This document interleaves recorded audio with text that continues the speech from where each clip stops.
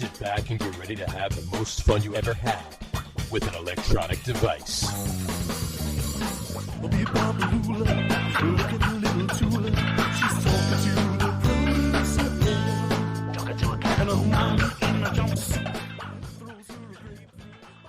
right, everybody, welcome out to the Get On With It Sports Show. It is Wednesday, August the 17th, 2022. Jersey Johnny coming at you. And with me, as always, is none other than RadioPete and Mr. Harry Lug Nutz. Say hello, gentlemen. Howdy. How are you this evening?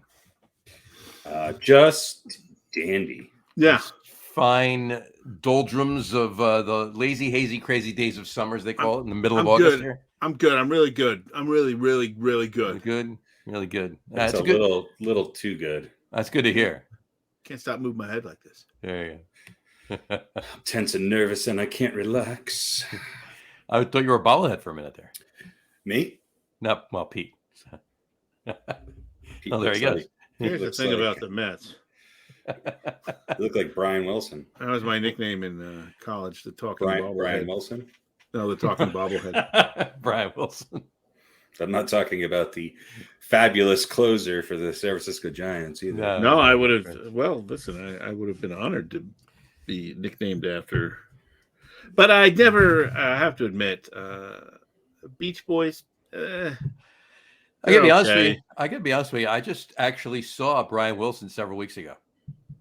The reliever or the musician? No, the musician in concert. He and two other former Beach Boys and a bunch of other musicians, obviously, opened up for another band that I went to see at PNC Bank Arts Center, right over here, formerly the Garden State Arts Center in New Jersey.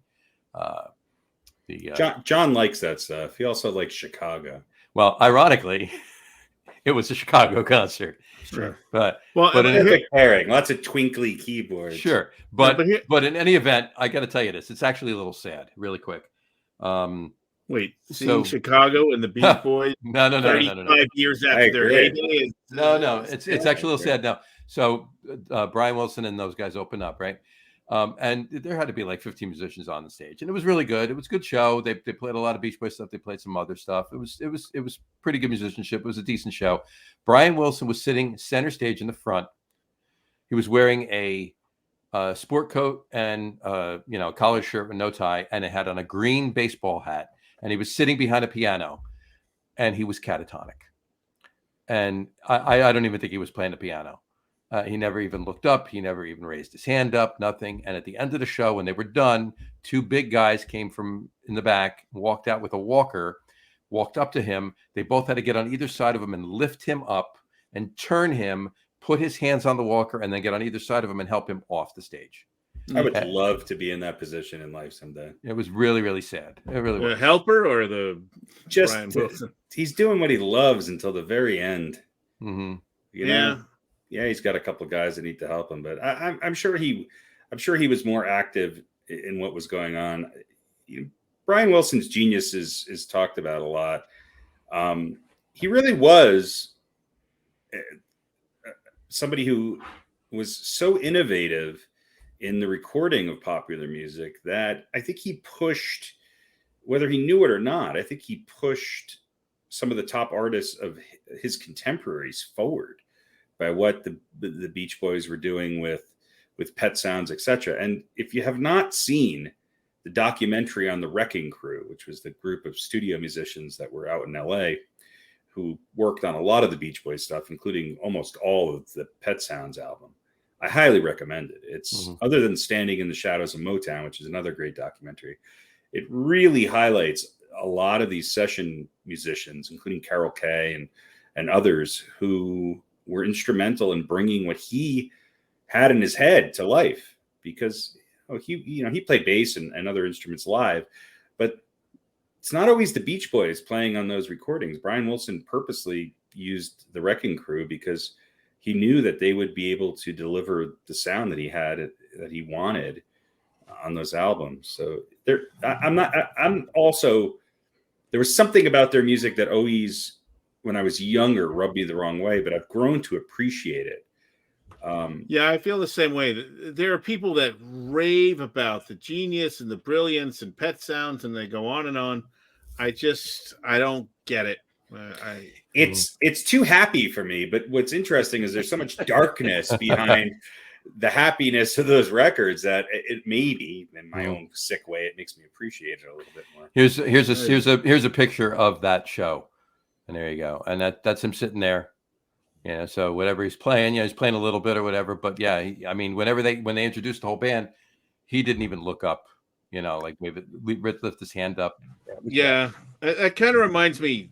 Many years ago, I believe it was Bachman Turner Overdrive was opening for Van Halen. That's actually who was playing with him, right there. That was BTF. Yeah, it wasn't the Overdrive. It was just the Bachman. Yeah, it wasn't. There wasn't. They're lawyers. They brought out Leslie Bachman West. Turner first gear. Leslie West. Yeah. For some reason, they brought out Leslie West at one point.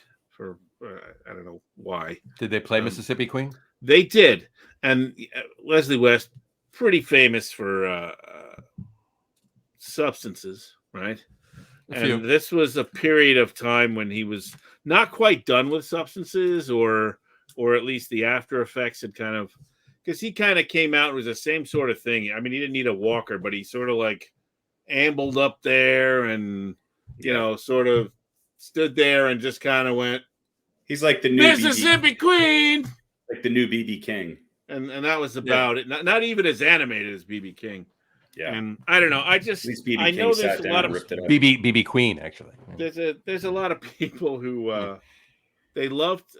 I've never seen the allure of going to see my rock and roll heroes in their declining years. I just have no interest in it. I want to remember them as the and it's not fair. Because what you said, I agree with, Harry. They're doing what they love, for as long as they possibly can. And that is a beautiful thing.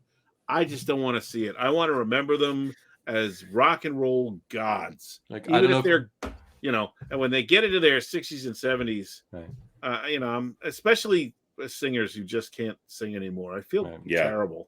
And I don't know if they're doing it just because, a lot of these guys, the money doesn't last, right? And especially if your heyday was 30, 40 years ago. Right. And they had shitty deals with the record labels. Yeah, shitty deals. And I'm like, is this guy... I mean, I don't think Brian Wilson's hurting. Loves it or because he needs, that paycheck, especially when they start playing. I think this is probably a case of him, just wanting to work. Yeah, no, I don't think Brian... And probably, by cash. Brian Wilson going out and doing that tour, he probably puts 40 people to work. Yeah. Right. And that's what it's about, right? Because if you look at the picture, right, the guys in the front, they don't need the money. The guys in the back, it's a good paycheck for them. Yeah. I think that interesting story about Leslie West, which I just... What was that? I think the drummer needs a few more cymbals. That's the one. That's the drum set behind him. But yeah, that drummer's got one cymbal that the cymbals that's for the next band. Yeah. See, is that what that is? They were opening up for Chicago, and Chicago has a drummer and a percussionist too. They have both. They have a drummer and a percussionist. So that's all for them. So interesting story about Leslie West and Mountain that I never knew this before. I just heard it. Leslie West and Mountain played at Woodstock, and supposedly they were fantastic. They were at the height of their game. And they tore it up, but his manager refused to allow them to be in the film that was put out in the theaters afterwards because they weren't getting paid. So it really cut his career short because the amount of publicity that he would have gotten from that film would have been enormous. And look, I'm blues-based rock, whatever. Leslie West was more entertaining when he was a guest on Howard Stern than he ever was to me as a musician. And I don't really think he was great, but I do think that he did make a lot of guitars. It probably cut his career short. No, it definitely potential career trajectory. Sure, absolutely down a little bit. And you know what? The bottom line is, even if it wouldn't have made him be the superstar that a lot of those bands were, it would have been better than it was. It would have been longer than it was. Look at it this way: everybody else that played Woodstock is a superstar. Yeah. They're probably almost everybody that was on that stage I'm guessing 90% of them are in the Rock and Roll Hall of Fame. Now, half of those would have been there if they didn't play Woodstock. Of course. But I'm not sure Joe Cocker would have been as big as he was if it wasn't for that footage of Woodstock. I really don't. He probably would have. I don't think so. He had the backing of the studios behind him. Let me throw one name. Performance vaulted him into the mainstream. Let me throw one name at you. Country Joe and the Fish. Country Joe and the Fish. Sure. They were big. I know they played Woodstock. They were big for a long time. I saw them mostly several months because ago. of the Grateful Dead fans. Opening for Mozart. That'd be great if they opened up for Fish. they were.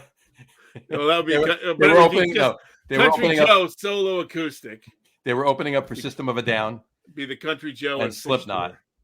Yeah, they were at Lollapalooza '99. They're the band who really caused all the ruckus when Country Dick told everybody to fucking tear the place up. Yeah, take your tits out and tear the place up.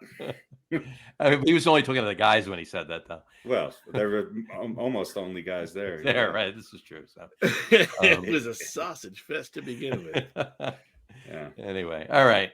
By the way, welcome to the Sports Podcast, folks. Welcome to the Sports Podcast. We're trying to be more interesting. Now we'll transition into the Jets' injuries this week. I got some very especially for the national audience. I could give like half of New York doesn't even give a shit about the Jets. Half. Fucking less than 1% of the U.S. population does. So we're really listen. I have some very interesting punter news. Go for it. It's gonna keep the rest of the country wrapped. I'd like to talk about Sean Landeta for a little while. Yeah. Anyway, okay. Let's get cracking on a couple of things here. Why don't we do our just a quickie? Why don't we get that out of the way? Let's do just a quickie. Why don't we do a little just a quickie? So we got a little banner here. Let's throw the banner up. Just a quickie. All right. This way everybody knows if they tune in what segment we're on, right? Just a quickie. So there we go. All right. Here we go. They know whether they want to stay tuned in or not. Exactly. Here we either be, come on, they're doing just a quickie, or don't worry, they're doing. Let's go get something to eat. They're doing just a quickie. Let's. We'll tune back in afterwards. All right, here we go. The Major League Baseball team that handled the trade deadline the best was Pete.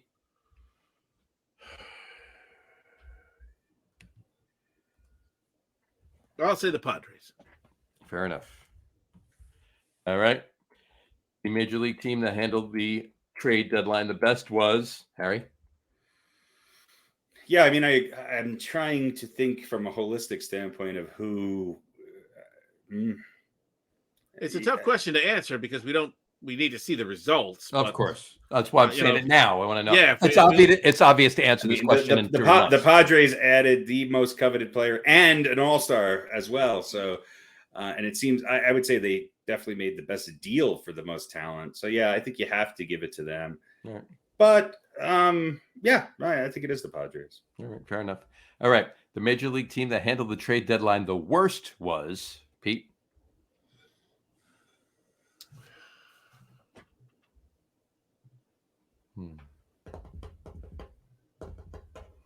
I'm not going to say the whole thing because I don't want to get. Yeah. This is easy. Well, that's why I saved this for you for last. So,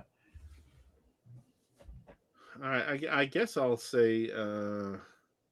Well, I mean, you could say like, the Nationals. Yeah, the Nationals, right? Like they didn't do very well, but it has to be a contender. Obviously, I'll say the Yankees. And Harry, the Major League baseball team that handled the trade deadline the worst was? There was only one team that made absolutely no moves at the trade deadline, and that is your Colorado Rockies. That says everything about what the Rockies what the Rockies management and ownership thinks of this team. But does that mean they handled it terribly, or they handled it poorly? Yeah, they really did. They were not buyers nor sellers. They just didn't. They just didn't do anything. So maybe they handled it perfectly. Well, if they had a team depending on what their goals are. Yeah. The frustration, if you're there's a lot of passive baseball fans out here who like the Rockies, but their favorite team's the Cubs or the Dodgers or the Mets or the Red Sox. There's a lot of people from all over the country who go to Rockies games here. I'm actually a Rockies fan. I mean, yeah, I like when I like going to the Rockies games when they play the Cubs or the Dodgers or something like that, just so that they actually have some fans there. This is a team that, by not doing anything, it just shows that they really don't care. And I think that's the sentiment from true Rockies fans here. Now, they're still going to sell tickets. People are still going to go to games. They're still going to buy a $12 hot dog and a $17 kombucha. But it's sad that nothing was done. Not even, hey, maybe we should consider doing this or that, and I don't think it was done because no one was interested in any of the Rockies players, or the Rockies were. I think is that the Rockies just did not pursue making their team better. And there's tons of things that happen with every team that are minor and don't get the news coverage, but the Rockies handled it poorly. You probably thought I was going to say the Yankees. The Yankees, and we talked about this last week, the Yankees missed out. The Yankees' problem is they're not willing to give up the prospects. The Yankees could be a much more competitive team when it comes to trades than when it comes to free agent signings. And they're unwilling to give the prospects that are now necessary for big talent to come your way. Right. So, but what's really a shame about the Rockies, and you've been out there for a while now, right? 30 years. I was here before the Rockies actually moved into their stadium. They were playing at Mile High Stadium. I seem to remember back in the day, there was a period of time when the Rockies were pretty good. There was a couple periods of time. Yeah. Yeah. And the Blake Street Bombers. Pretty sure they went to a World Series. Yeah, well, that wasn't their best team, though. No, their best teams were the Galarraga, Bichette. Yeah, that was the name that always. Yeah. But I seem to remember there was some national love for the Rockies because they were new. If you didn't have a team in the fight, you were kind of a Rockies fan, unless you were. And a fan regionally, you have to remember that there's 5 states that surround Colorado, 10 states that surround Colorado that don't have anywhere close to a Major League Baseball team. Right. So they're the regional team. Right, but I also remember that people that I know who live here in the East were like, yeah, the Rockies look pretty good, and it gets late in the season and my team's out of it. All right, now again, it's a temporary thing, but it was there. They were there for the liking, so to speak, and people took to them. And that could probably be the case again, because there are, any number of teams, as there always are, that are pretty abysmal and for long periods of time.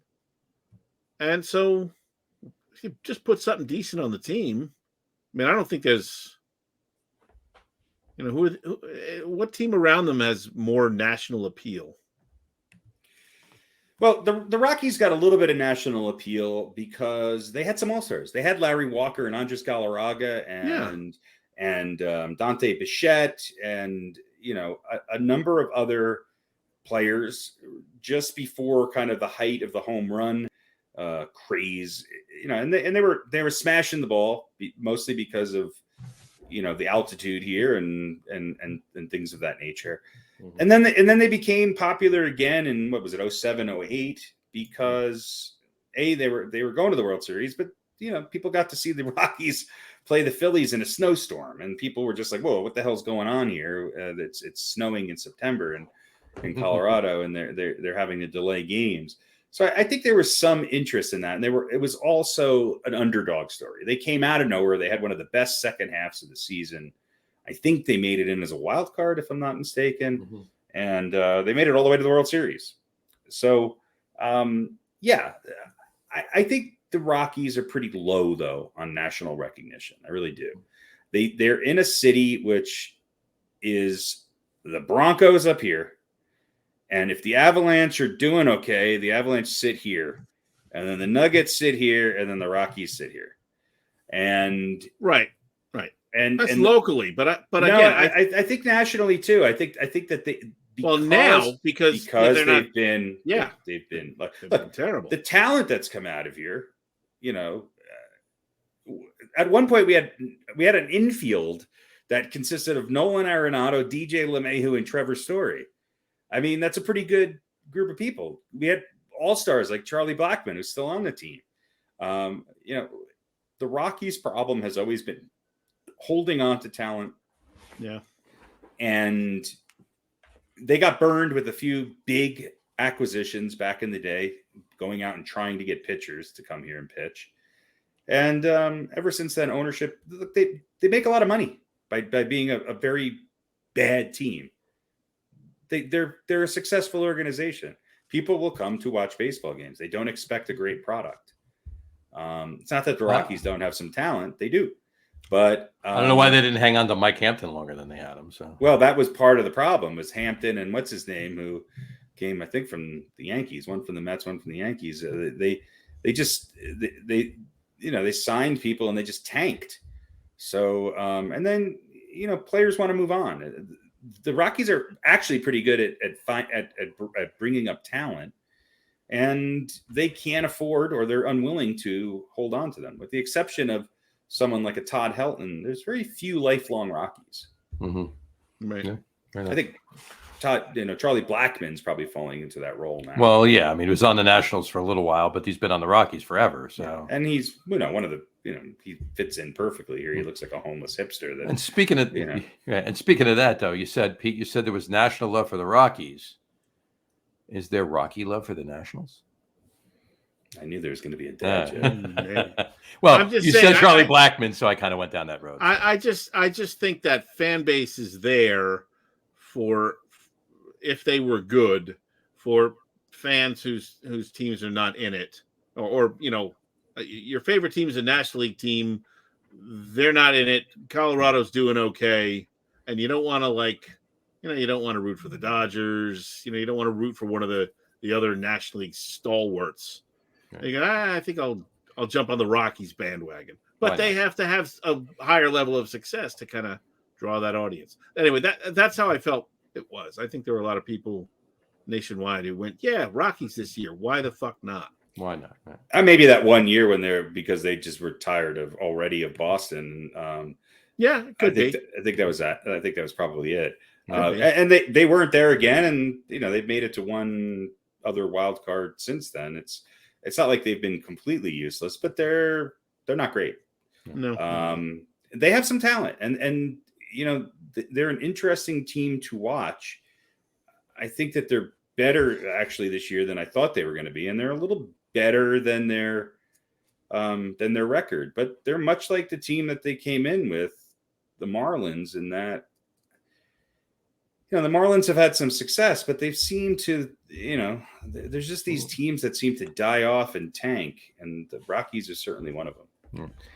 Yeah. This has been the Colorado Rockies Hour on the Get On With It Sports Podcast. Hey, we like to take care of the western. We got to take care of the western part of the country. And speaking of the western, a little bit more interesting than Jets offensive linemen. Well, this is, of course. Well, we talked about that last week, but and speaking of the western part of the country, I'm going to have myself a beer right now. I'm actually going to have from Source Brewing. It's in Colts Neck, New Jersey, but it's called SoCal Westy. So from New Jersey, huh? Southern California. It's a West Coast IPA. So I figured tonight, with a lot of the stuff we're doing, a West Coast or Southern California, if you will, West Coast IPA would probably. There's actually no beers out here in the West. It's not like we invented the craft beer. And well, no, there's a West Coast style of IPA. And that's a hoppier, more bitter, resiny one. That's what the coast of the West followed the actual West. Let's just put it that way. Pretty much. So I'll just get my obligatory picture here. Hold on one second. There we go. All right. I got to close that out. Come on. There we go. All right. So cheers. Now, is a Westie, is that a type of beer, or that's just the name of it? I thought it was a type of dog. That's just a Westie. Yeah, that's just the name of it. It's a West Coast IPA. It's a drunk West dog. Coast style IPA. So it's so it's like a bullshit liberal version of an IPA. No, it's not hazy like a New England IPA would be. It's clear, right? It's filtered, It's not as like juicy and soft and It's more casually dressed. It's a little more casually dressed, right? No, it's got more bitter notes, more hoppy, bitter, resin, grassy, earthy type notes to it. So not like a bitter bomb in your mouth, but just more of that type. That's what the style is. Anyway, so I figured that would be good to drink for tonight. So anyway, good. Just a quickie.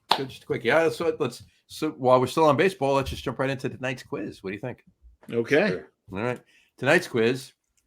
Last week we did top Major League Baseball players from 2000 through today. So today we're going to do 2 weeks ago, rather. So today we're going to do top Major League Baseball players from 1980 through 2000. 1980 through 2000. I'm going to give you 4. I'm going to give you 6. You got to keep 4. Get rid of 2.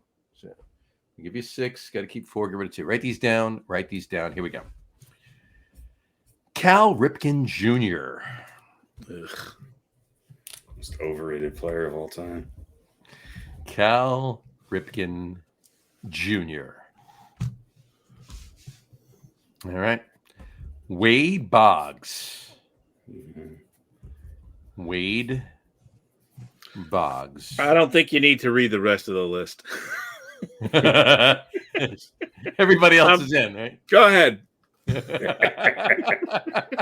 Yeah, we're done with the third baseman with no power. I'm gonna go grab a snack, and I'll come back and finalize my answer. I'll tell you what, Wade Boggs, one of the best players ever played the game. He's one of the best hitters, that's for sure. All right. Cal Ripken Jr., Wade Boggs. Here we go. Don Mattingly. Donnie Baseball. The Hitman. Don Mattingly. Eddie Murray. Steady Eddie. Eddie Murphy. Eddie Murphy. Another junior of the Ken Griffey version. Ken Griffey Jr. Junior, as they called him. And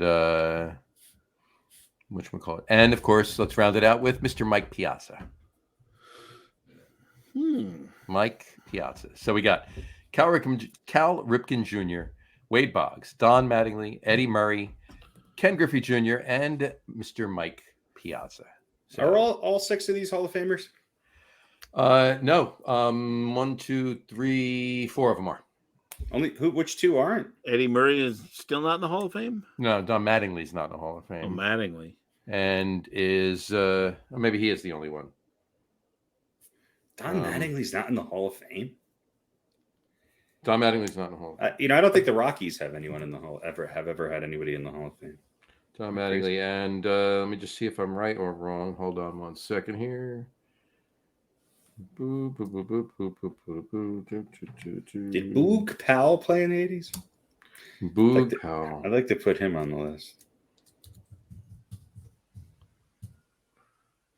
Cal Ripken. Yeah, no, you're right. Don Mattingly is the only one not in the Hall of Fame. That's crazy. Mm-hmm. A glaring oversight. There you go. Yeah, and he had plenty of time between retiring and starting to manage to get into a Hall of Fame. So, so there we go. So Wade Boggs is the only one with a ring. Wade Boggs is the only one with a ring. Yes, very good. It is true. All right. So Pete, kick us off. Who are you keeping? Who are you getting rid of? Well, I mean,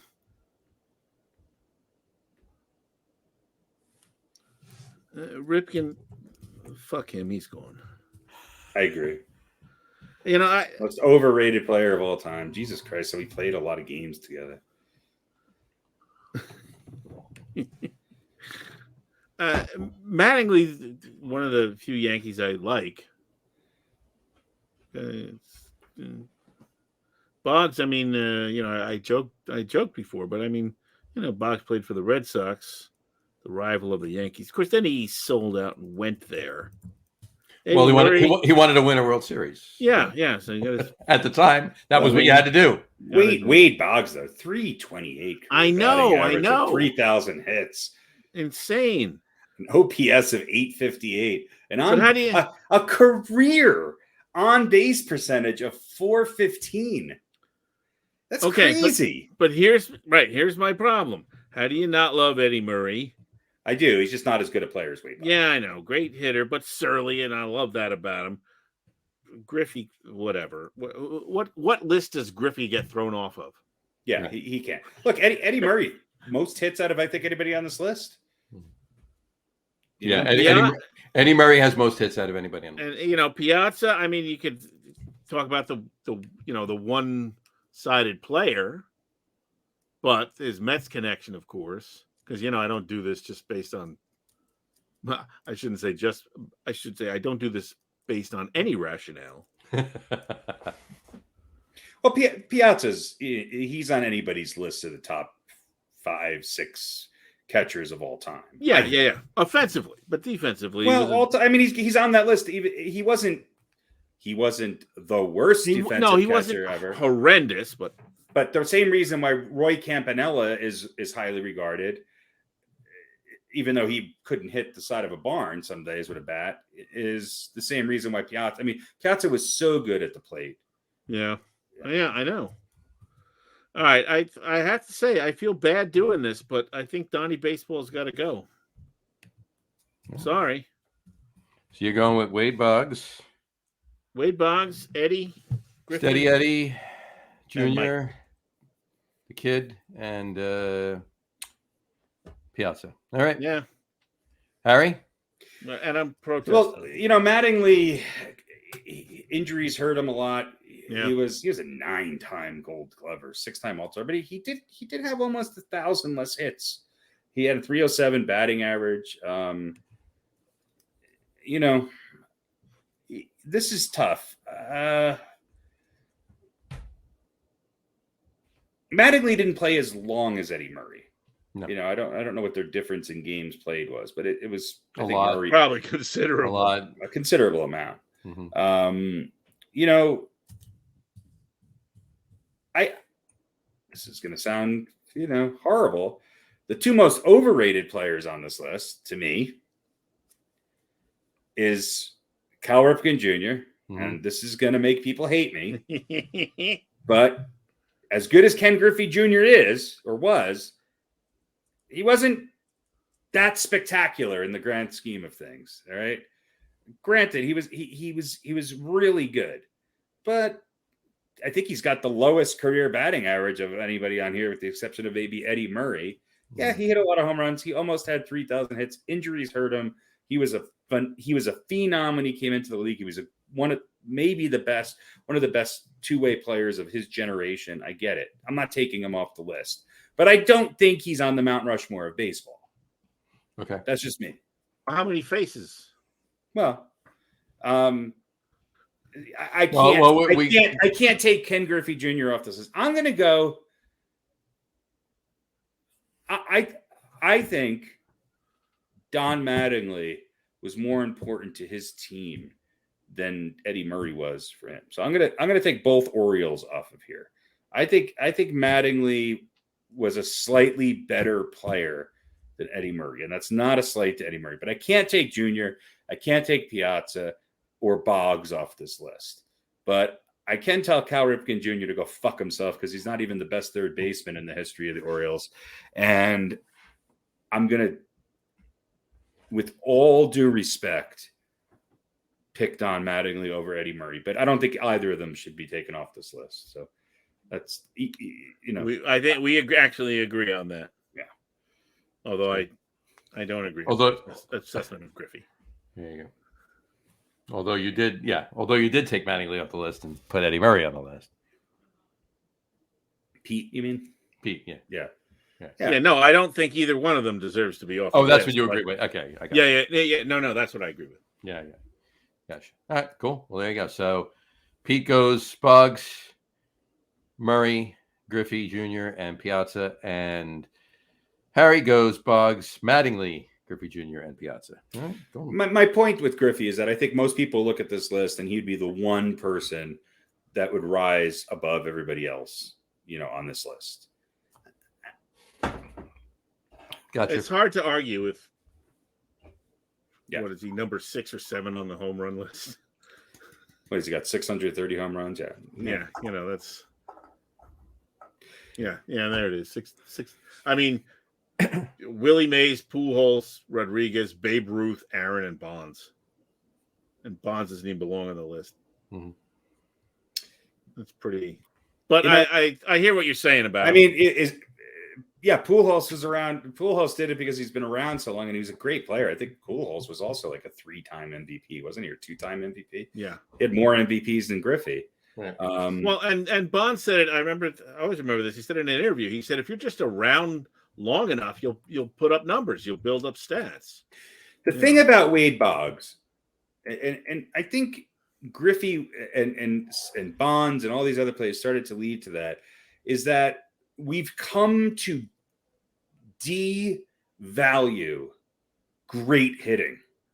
We've come to devalue it. If you're not a slugger, you're not valuable. So the Wade Boggses and the Rod Carews of the world, Wade Boggs got on base almost 50% of the time. Yeah. I mean, he hit 328, including years of 361, 368, 363, 366.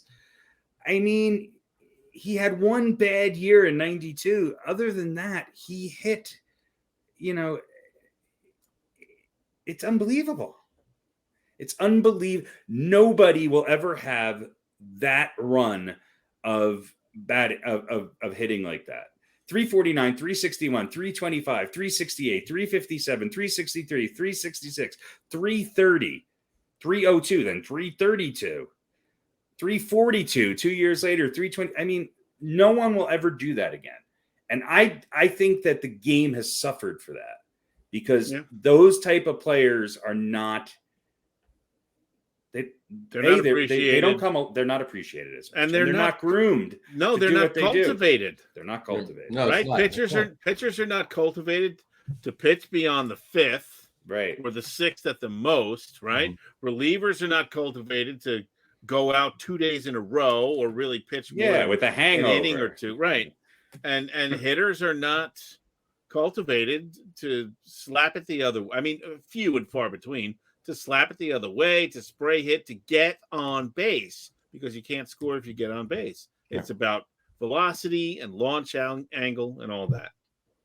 I also will say this about Mattingly. Mattingly and Eddie Murray are very, very close. And if I'm looking at it completely, there's some things there. To me, they're at exactly the same level.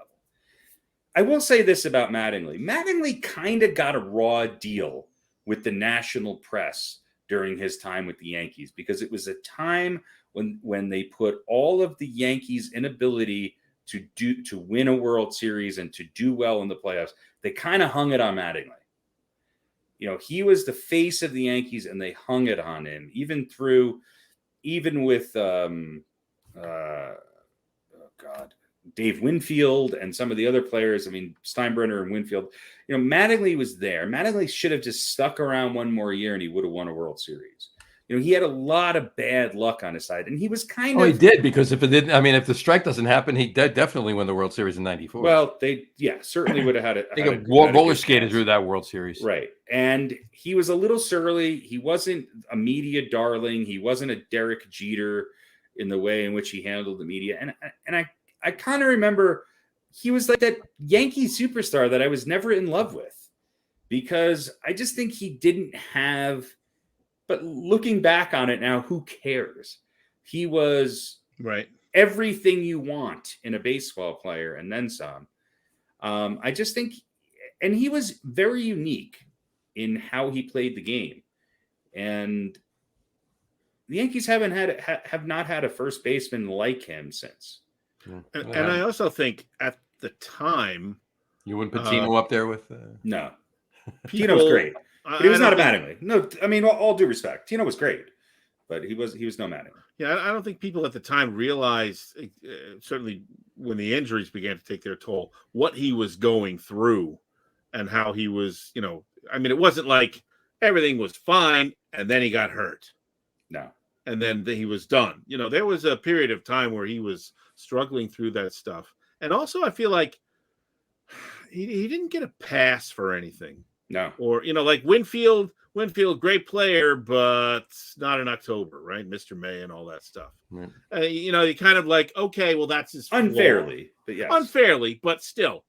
People who go, well, that's his flaw. Like Mattingly never, was never allowed to have a flaw in the fans' eyes. Either he was perfect or he was shit. And there was no, I think the Yankees fans never had a problem really in mass numbers about Mattingly. I think it was the overall baseball press. I think that the local New York papers would be. I think they valued Mattingly, but they couldn't get out of Mattingly what they got out of Reggie Jackson or what they got out of Thurman Munson. They couldn't rely on him to give them what they wanted to sell their papers and things like that. I think it was the national press that he got overlooked. I think he's one of the most overlooked Yankees of all time, playing in the biggest market. Something happened there where the Yankees profile dipped after the championships in the late 70s. Then they go to the World Series in, 81, and then they kind of disappeared for a long time. And Mattingly was a result of that. And then you take the Mets kind of coming into prominence again in the mid 80s. Right. And I think Mattingly was caught up in all of that. And then he was forgotten very quickly when the Yankees started winning World Series. The year after he left, right? The year after he left, yeah. He retired and they won 4 out of 5 World Series. And so he was the problem all along. He was a problem all along. I just think he's kind of looking in from the outside. You didn't really know. You could surmise that, not that he was the problem, but they're never going to win with Mattingly. I'm sure there were people who said that. And I think he missed a couple All-Star games that he probably should have went to because of, whatever. I don't think he was necessarily on the radar of everybody. He also played at a time where there was a lot of other really great, players in the league, and the Yankees, again, they went through a lot of fluctuation at that time. And I think he also got caught up in, there was always somebody else, the new thing that was coming in. He was never the Derek Jeter where it's Jeter's team and everybody else is just right. Surrounds along for the ride. Yeah. Right. All right. Great quiz tonight. Loved it. Great discussion afterwards. Loved it. Good quiz. All right. Take a couple seconds here before we switch to the NFL history rapid fire. Whatchamacallit, I wanted to throw this up there really quick. You remember a couple weeks ago or a few weeks ago, I had put this graphic up that it was 1,000 degrees in Stockton, California. Yeah, it's come down to 999. I heard. Right, exactly. Well, apparently the other day in Paramus, New Jersey, it was 884 degrees. So, well, I got to tell you, tourism in Stockton is through the roof since that 1,000-degree day. Exactly. I don't think tourism in Paramus, New Jersey is through the roof. Well, the shopping in Paramus, New Jersey. They got that mall, right? Paramus is the Stockton, California of New Jersey, though. This is true. They're both about as interesting. Yeah, exactly. So, in any event, I had to put that up there. All right. Let's switch gears up here. Let's put up the football background. And let's do our NFL history rapid fire quiz. What do you think? Here we go. Okay. It's set up this week from a couple weeks ago when we did it. It's set up this week so we can go back and forth. So right, I got the list set up so we can do it that way. So here we go. All right. So we're going to start with Pete, go back and forth. Pete, we'll put that same music on that we had. I forget which one it was. I think it was The Rock.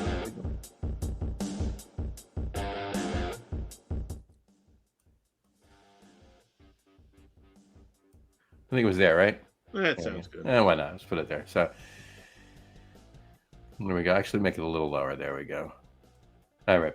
Here we go. We'll start with Pete. Here we go. This is NFL history rapid fire quiz. Let me throw the graphic up there. Not the graphic. I don't even know why I'm doing this. Why?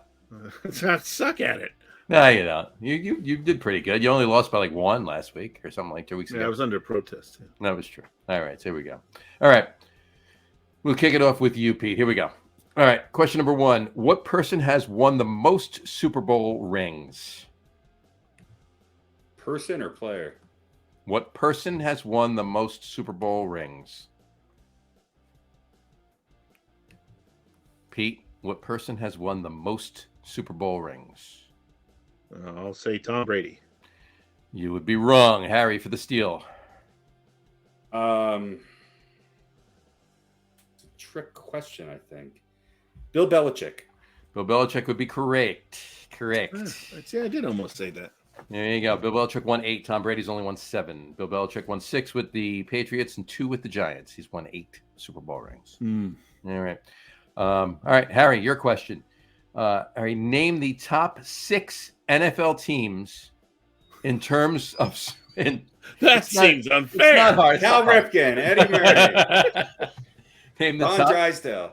Name the top 6 NFL teams in terms of Super Bowl wins. Pete, here's a slight trick question about Super Bowl rings. Harry, I want you to rank all the NFL teams historically by yards per carry. It's not hard. It's not a hard question. It sounds if it's not. Name the top But 6. if he can't get it, there's no way I'm going to steal. Well, but you might be able to. You might be able to. I have to get them in partial. order. Or No. Anyway, just name the top 6. I'll give you. You can have 8. We'll give you 8. So you get 2 wrong if you want. But name the top 6 NFL teams in terms of Super Bowl wins. It's not really a hard question when you come right down to it. So the Patriots, That is 1. Steelers, That is 2.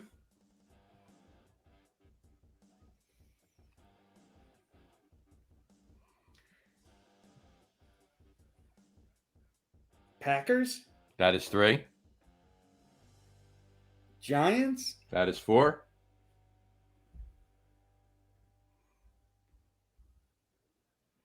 I don't think it's the Bears because that was NFL championships, not Super Bowls. Mm-hmm.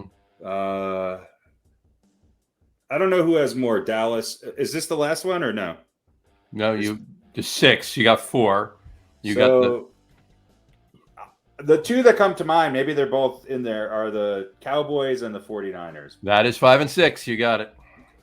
The Patriots, the Steelers, the 49ers, the Patriots and Steelers both have 6. The 49ers and Cowboys both have 5, and the Packers and the Giants both have 4.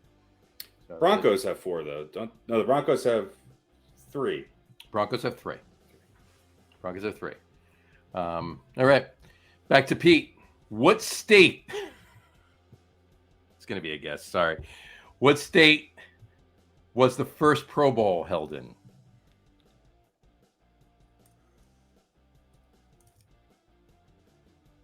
I'll say California. Very good. You got it right.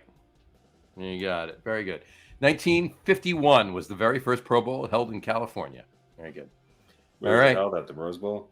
I believe it was, yes. I don't have it written down here, but I believe it was the Rose Bowl. All right.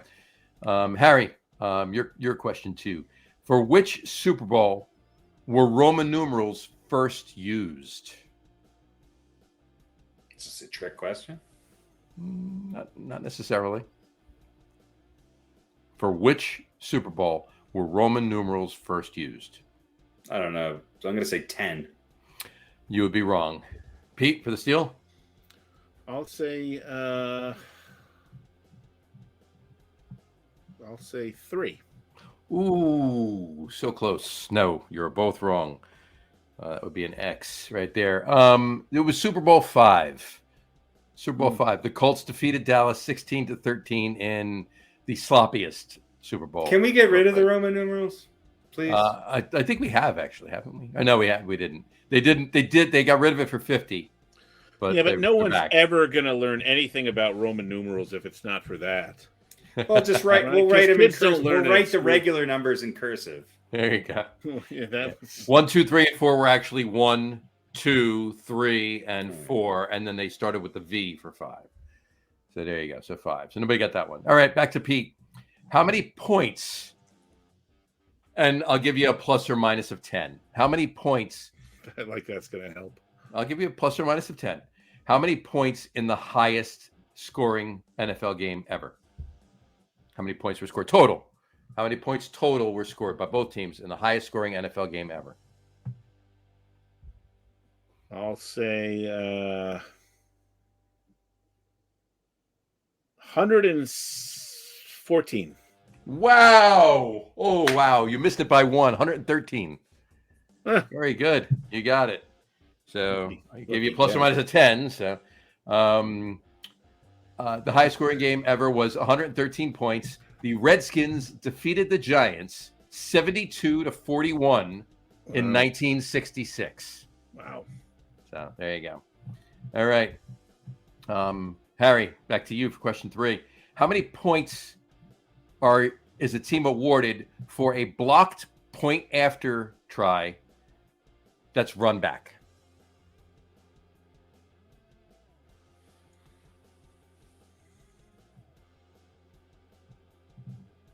One. Very good. The rule actually changed in 2015. It used to be 0. It used to be you couldn't return if you blocked a point after attempt. You just blocked it. That was it. But in 2015, they changed the rule. You can actually pick the ball up and run it back and score 1 point. Has that happened? I do not believe so. So there you go. I mean, yeah, right. Right. Since the rule changed, but why would you do it before that if it Why wasn't would you worth do anything? Right, exactly. So here we go. All right, back to Pete for question 4 for each of you.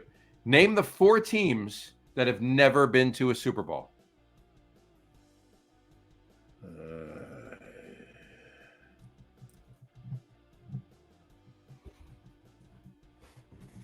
There's only 4 of the 32 NFL teams. There's only 4 teams that have never been to a Super Bowl. Name them. Houston Texans. That would be 1.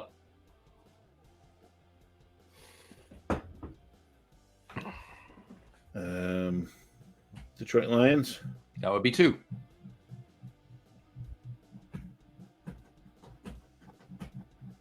Jacksonville Jaguars. That would be 3. 1 more. 1 more to go.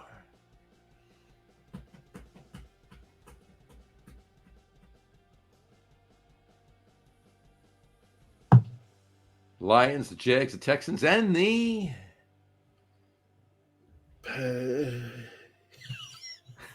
Yes, you're right. The PA. That'd be the Orlando PA. You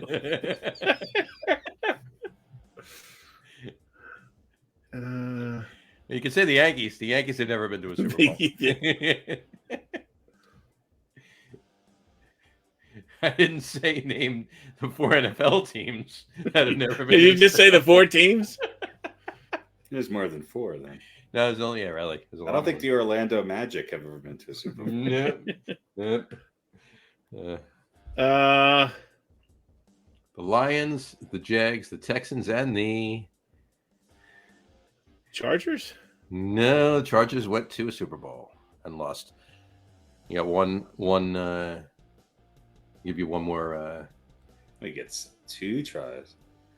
well, you had 8 for your 6, so I'm giving him 5 for his 4. Did I use all 8? No, you didn't. You got him in 6. But... I got him in 7. Did I get him in 6? No, you got him in 6.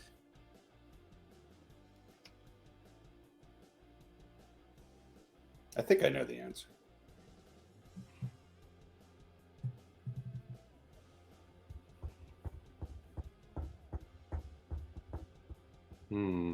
Lions, Jags, Texans, and only other team that's never been to a Super Bowl.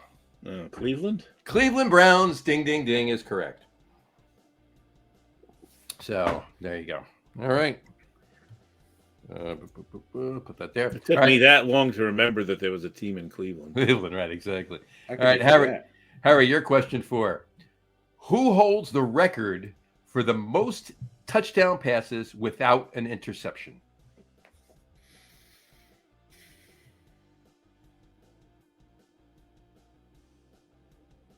In a game or consecutive?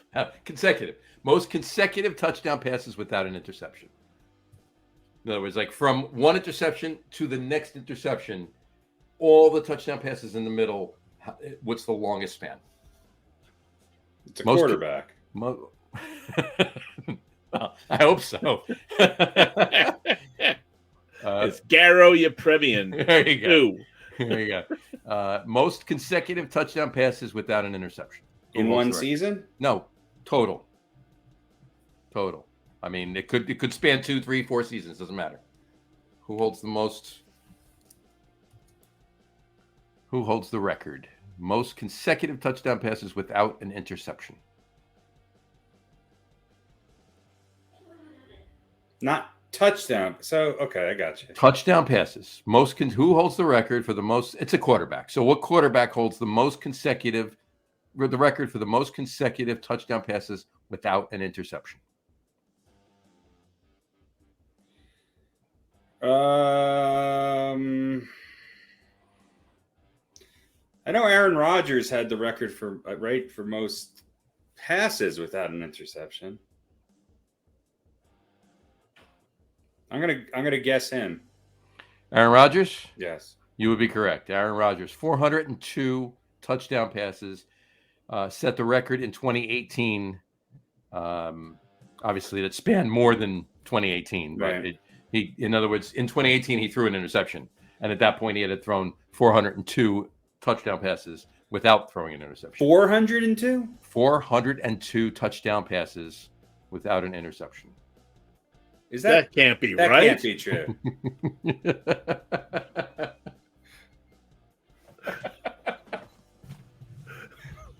That was what it was on.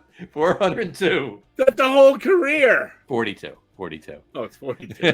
He did throw almost 400 passes though with that. I don't know. I think it was 380 or something like that. I don't know. Something like that. He beat Tom Brady. Tom Brady set the record in 11, but he beat Tom Brady in 2018. So you got that correct. Aaron Rodgers. Good job. All right. Could you imagine? Jesus Christ, I've been underrating Aaron Rodgers all this 402 time. touchdowns in between interceptions. Never won a Super Bowl. Though. It's funny. No, He's just got laughing at myself. 712 career Because I obviously touchdowns and 4 interceptions. Went to the playoffs twice. One Super Bowl win.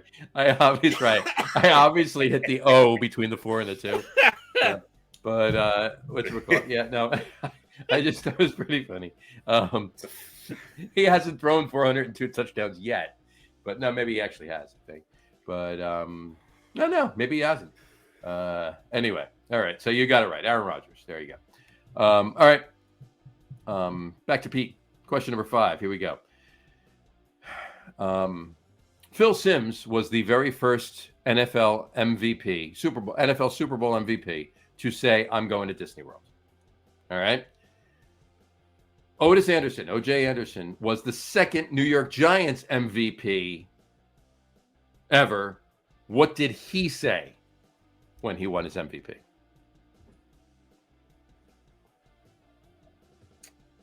At the end of the game, he was filmed, came on as a commercial right afterwards. Yeah. Bing, boom.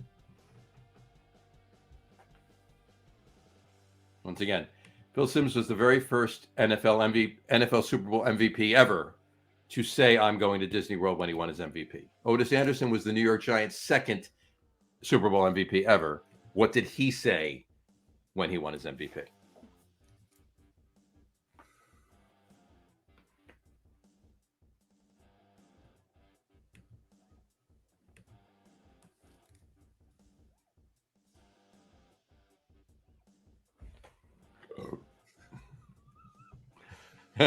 For some reason, Find me on my OnlyFans page.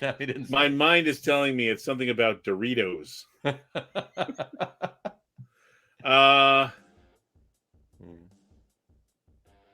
do you think? I'll say he said, "I'm going to Disneyland." Okay. That would be wrong. Harry, for the steal. I have no idea. What did he say?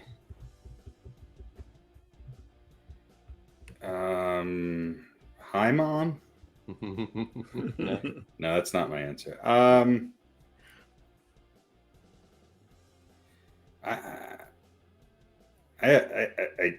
have no idea. That's it? You're done? You're going to take a guess? We did it. I don't know. Go fuck yourself. Yes, you're right. He said, "Go fuck yourself." Fucking Mickey Mouse. Now you're both wrong. So that's an X. That gets an X. Nobody got that one.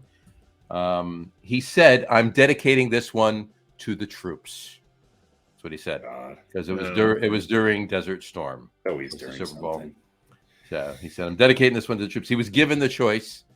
He could either whatchamacallit? I'm sorry. He could either say, "I'm going to Disney World," or "I'm dedicating this one to the troops." He picked, "I'm dedicating this one to the troops." He should have said, "I'm taking the troops to Disney World." There you go. Right. There you go. As soon as they get back, taking the troops to Disney World to blow it up. There you go. All right. Harry, your question number 5. How many points were scored in the lowest scoring NFL game ever? I can't give you a 10-point differential because it's low, obviously. So how many points were scored in the lowest scoring NFL game ever?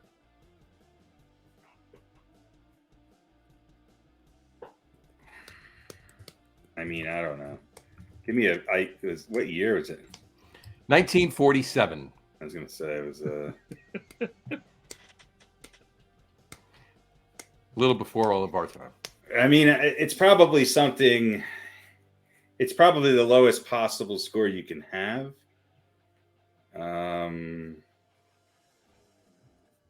Fair enough. I remember there being more than one 3-0 game. But I can't imagine there was a 2-0 game. Was there?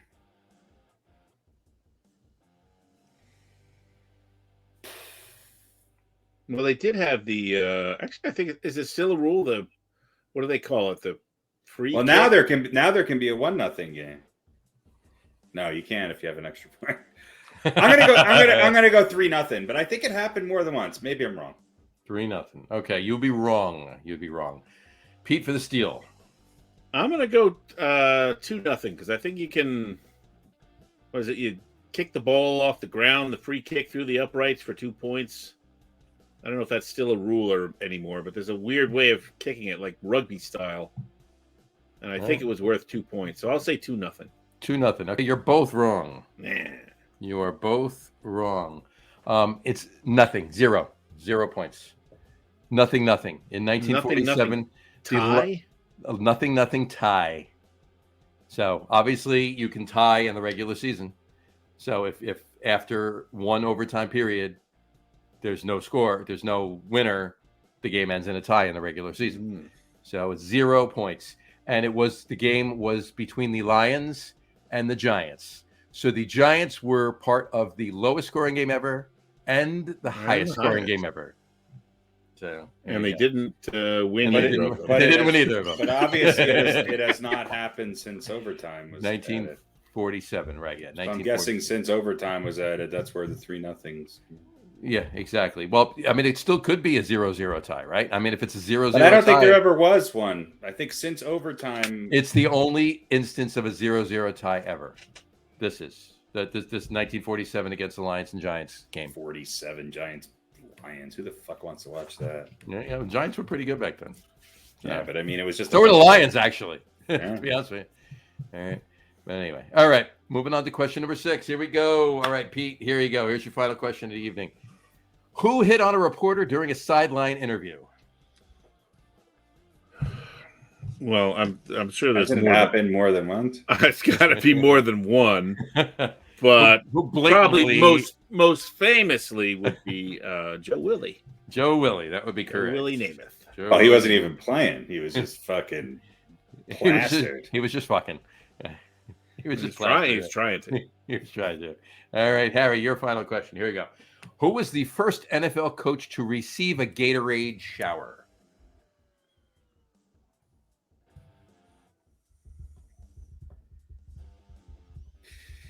Don't think too hard on this. It was Parcells. There you go.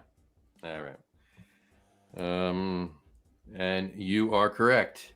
Bill Parcells. It was actually October 28th, 1984. Giants beat Washington in a game that weekend. That Sunday, October 28th, 1984. So that was it. There you go. All right, cool. That is our. Oh, it's going to start again. I was trying to stop it before it did. Anyway, yeah. So yeah, let's count these up now. So Harry, 1, 2, 3, 4, 5. Pete, 1, 2. But I got 3. one of Pete's, didn't I? I counted it. 1, 2, 3, 4, 5. I missed 2. And Pete, 1, 2, 3, 4. You missed 2. Yes, you missed the Roman numerals question for Super Bowl, and That was a tough one. the lowest scoring game That was ever. a trick question. Pete missed the most rings. That's the first one with most rings. and the Sims, the Otis Anderson. Yeah, that was a bullshit one Right. too. Oh yeah, right. So 5-4 again. Pete, you missed by 1. Harry wins 5-4. So let's put that in there. Harry, Story of my life. 5-4. Coming up one trivia answer short. There you go. Not bad though. 9 out of 12. That's pretty good. Combined. Pretty good. I'm happy I got the who didn't win a Super Bowl question. Yeah, that was pretty good. Yeah. Who didn't win a Super Bowl? You did get it. You did get that one correct. That was pretty good. So, brag about that tomorrow. Jags, Texans, Browns, and Lions. Jags, Texans, Browns, and Lions. Very good. All right. Cool. All right. Brings us to tonight's top 10 list. Top 10 list. There we go. Let's throw that up there. Tonight's top 10 list. If you didn't guess already by me wearing a Dodgers jersey, of course I had to wear the Brooklyn cap because I didn't want to have any part of LA right now. Would be the top Brooklyn or Los Angeles Dodgers of all time by position. Top Brooklyn or Los Angeles Dodgers of all time by position. All right. So we're just going to kick it off. Let me pull up a sheet here. Hold on 1 second. All right. Stand by. We'll do this. And there we go. Steve.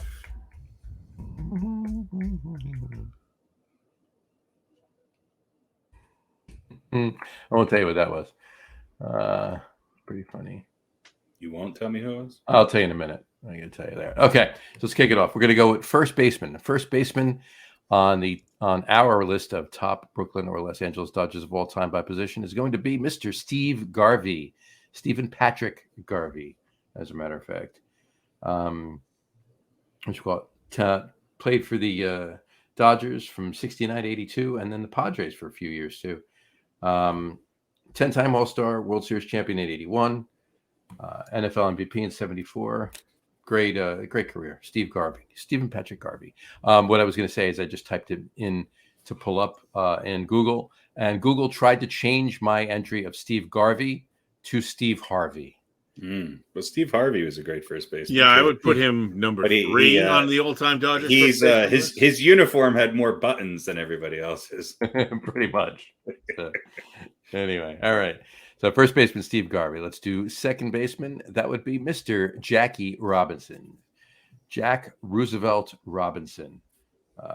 Played for the Brooklyn Dodgers. Played for the Kansas City Monarchs in 45, but played for the Dodgers from 47 to 56.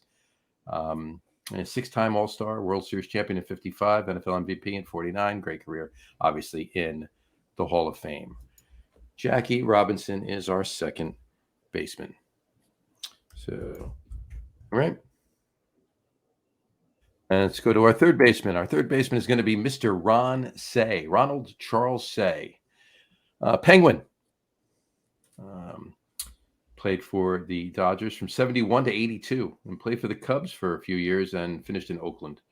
6-time All-Star, World Series champion 81 and World Series MVP of that year as well. Anything to say about Mr. Ron Say? Great nickname. The Penguin.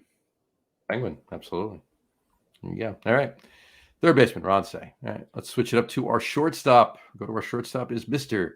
Pee Wee Reese. Harold Peter Henry Pee Wee Reese. There you go. Played for the Brooklyn and Los Angeles Dodgers from 1940 to 1958. Actually, 40 to 42, and then again 46 to 58. So he did make it to LA with the team as well.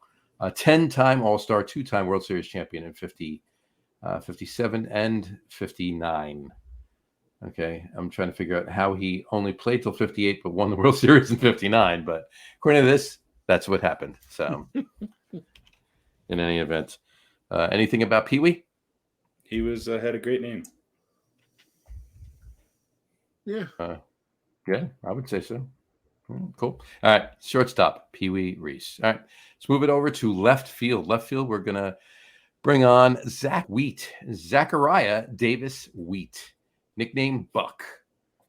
Buck Wheat. Yes, you got it right. Buck Wheat was his nickname. He played for the Dodgers from 1909 to 1926. It was actually the Brooklyn Super Boss Dodgers Robins. He played for all three versions of the Brooklyn team. So from 09 to 26. And he played 1 year for the Philly Athletics as well. He was the National League batting champion in 2018, and he is in the Baseball Hall of Fame. Zach Wheat, what do you guys think of Buck? Never heard of him before I started researching this list. Yeah, I've heard of him, but I didn't realize he played for the Dodgers. That was probably left fielders are tough. There's never great left fielders until you get to one or two teams. Right. Yeah, I mean, his numbers were just incredible, and I don't know. There you go, Zach Wheat. I'm trying to think of another Dodgers left fielder is kind of close to him. I mean, I think there's other people on this list who maybe floated around from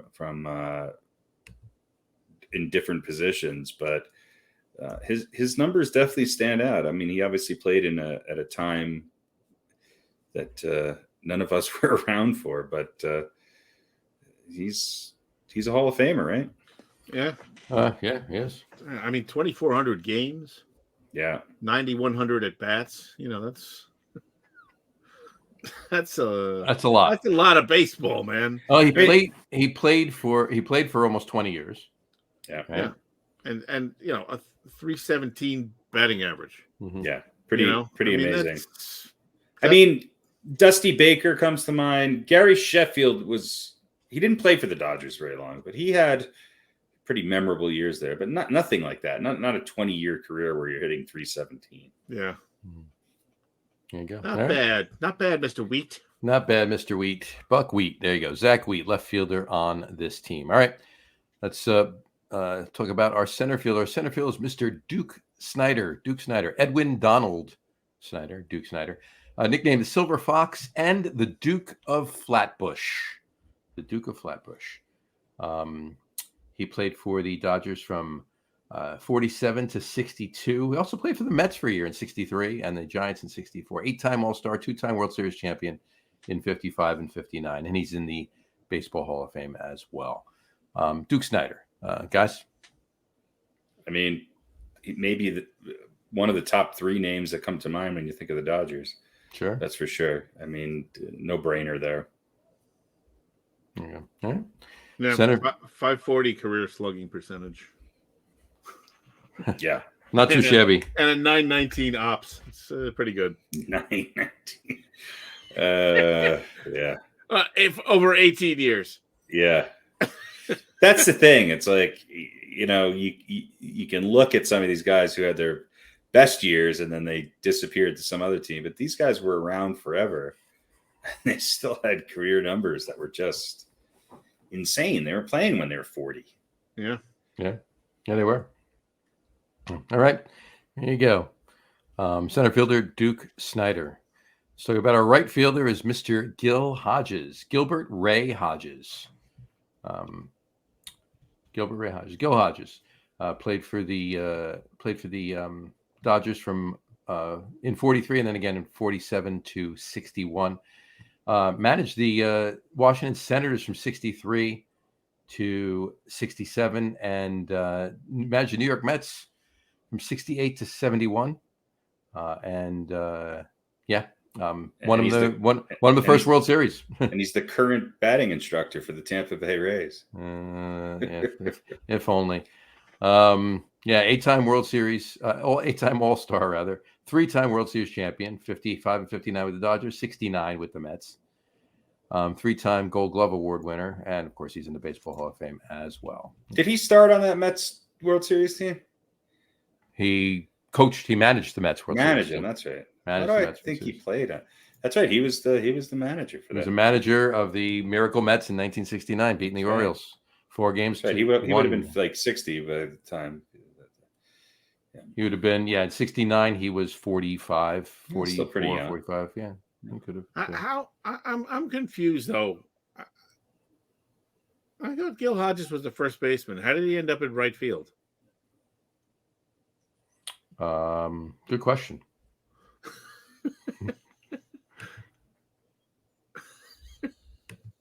Like, wasn't he play the overwhelming majority of his games at first base?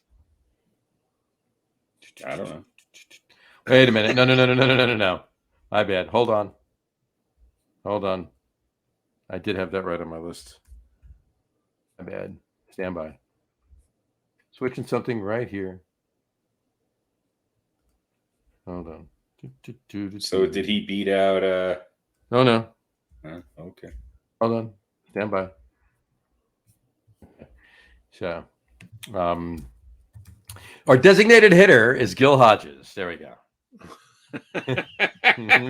Okay. That's better. That's more like it. Okay. Designated hitter is Gil Hodges. We'll, more on right fielder in a moment. He did play the outfield quite a bit. He did. He was mainly a first baseman. But he did play the outfield. But he was he's our designated hitter tonight. We there are times we move guys to get him on the list. Well, we don't even have. The Dodgers obviously in the National League didn't even have a designated hitter. Not the entire Major League Baseball. I had him as a closer. Wasn't he a closer? I think he did have 4 saves. Yeah. He did have 4 saves in one game. Well, either way, that just confused me when I saw the list. No. You're right. I figured I was wrong because. Well, no. It's right. I had him. I meant to have him at designated hitter. You had him at designated hitter, but we had him at DH. So DH. Oh, okay. DH, our designated hitter, which there were none, but we're giving this list, and we have we did it 2 weeks ago too. Well, that's nice because National League we get to put anybody we want in there. Exactly. So, designated hitter is Gil Hodges. There we go. All right, moving back to our right fielder, who's another first baseman but played a lot more in the outfield, would be Mr. Pedro Guerrero. So, Pedro Guerrero played 1978 to 1988 with the Dodgers, and played a few years with the Cardinals after that. 5-time All-Star, World Series champion in 81, and he was the World Series MVP in 81 as well. And correct me if I'm wrong, but wasn't Ron Cey also the World Series MVP? He was in 1981. So were they co-MVPs? I guess so, yeah. World Series. Let's see. Let's go right here. World Series 1981 MVP. Who is the MVP? Let's just see. Who was the MVP? Oh, yeah, we're co-MVPs. Ron Cey and Guerrero. For the first time, they were co-MVPs in a World Series. Ron Cey, Pedro Guerrero, and there was one more. Do you know who? Ron Cey, Pedro Guerrero, and Steve Garvey. No. Fernando Valenzuela. And Fernando? Nope. Davey Lopes. Davey Lopes would be close, but not so much. All right, so you had Ron Say, Steve Garvey, Davey Lopes. Who was their fucking shortstop? Probably wasn't him anyway. Pedro Guerrero. Oh, Smith. No. Reggie Smith, Pedro Guerrero, Lisa. Ron Say, Pedro Guerrero, and was it a pitcher? No. Ron Say, Pedro Guerrero. It wasn't Steve Garvey. Who was their catcher that year?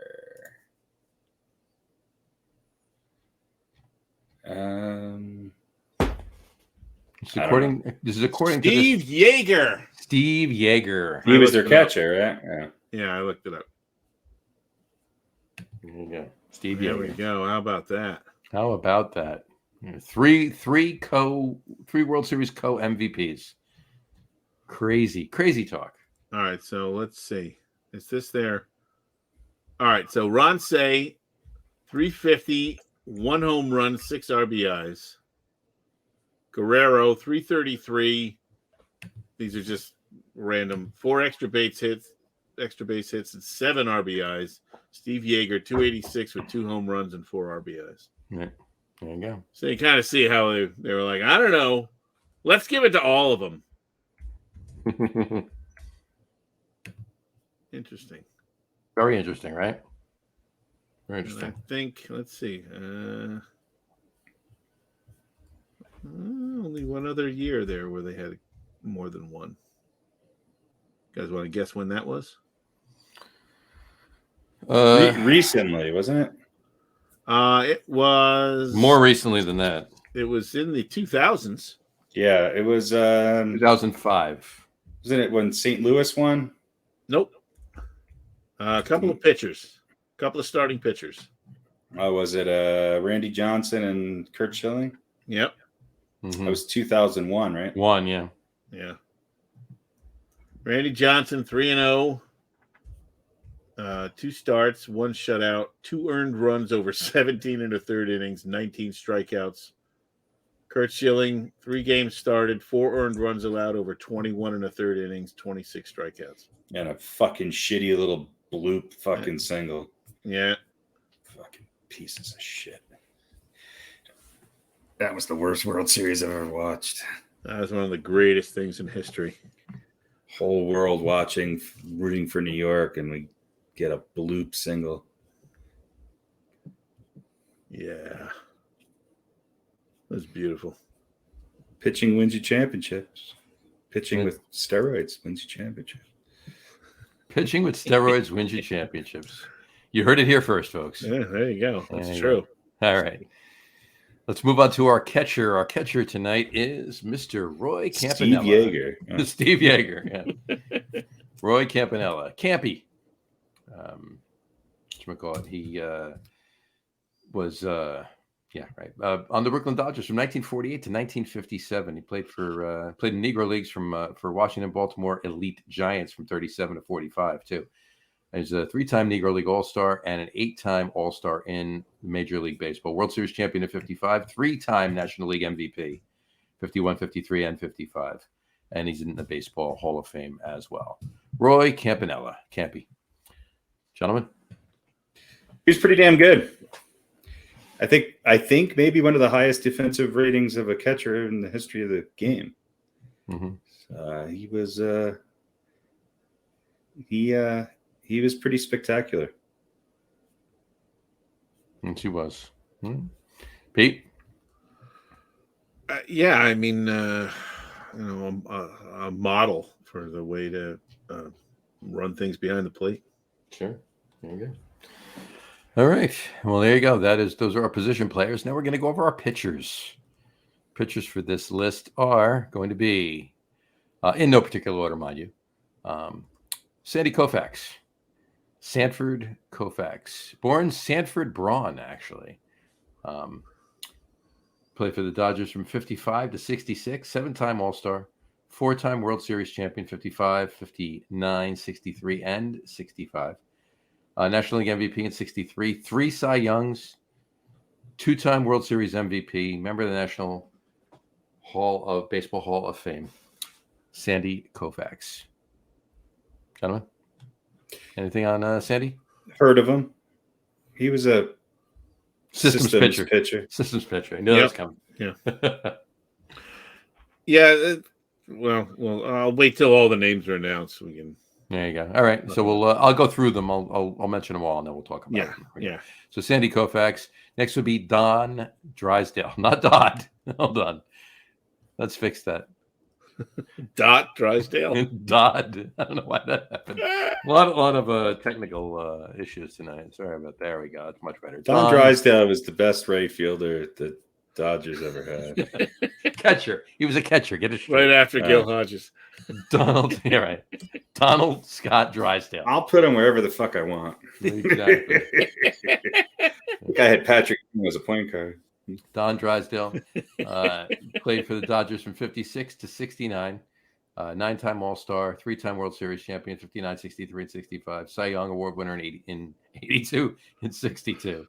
And, of course, he's in the Hall of Fame as well. There you go. All right, Don Drysdale. Let's continue with Clayton Kershaw. One of the newer ones, Clayton Edward Kershaw.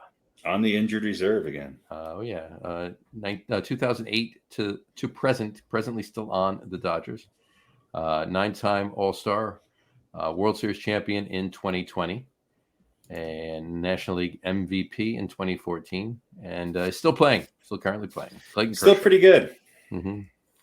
And moving on to our number 4 pitcher, or just fourth of the 5 pitchers we have, is Dazzy Vance. I just put him on there because of his name. Charles Arthur Dazzy was his nickname. Charles Arthur Vance, Dazzy Vance. Played for the Pirates in 1915, not 2015.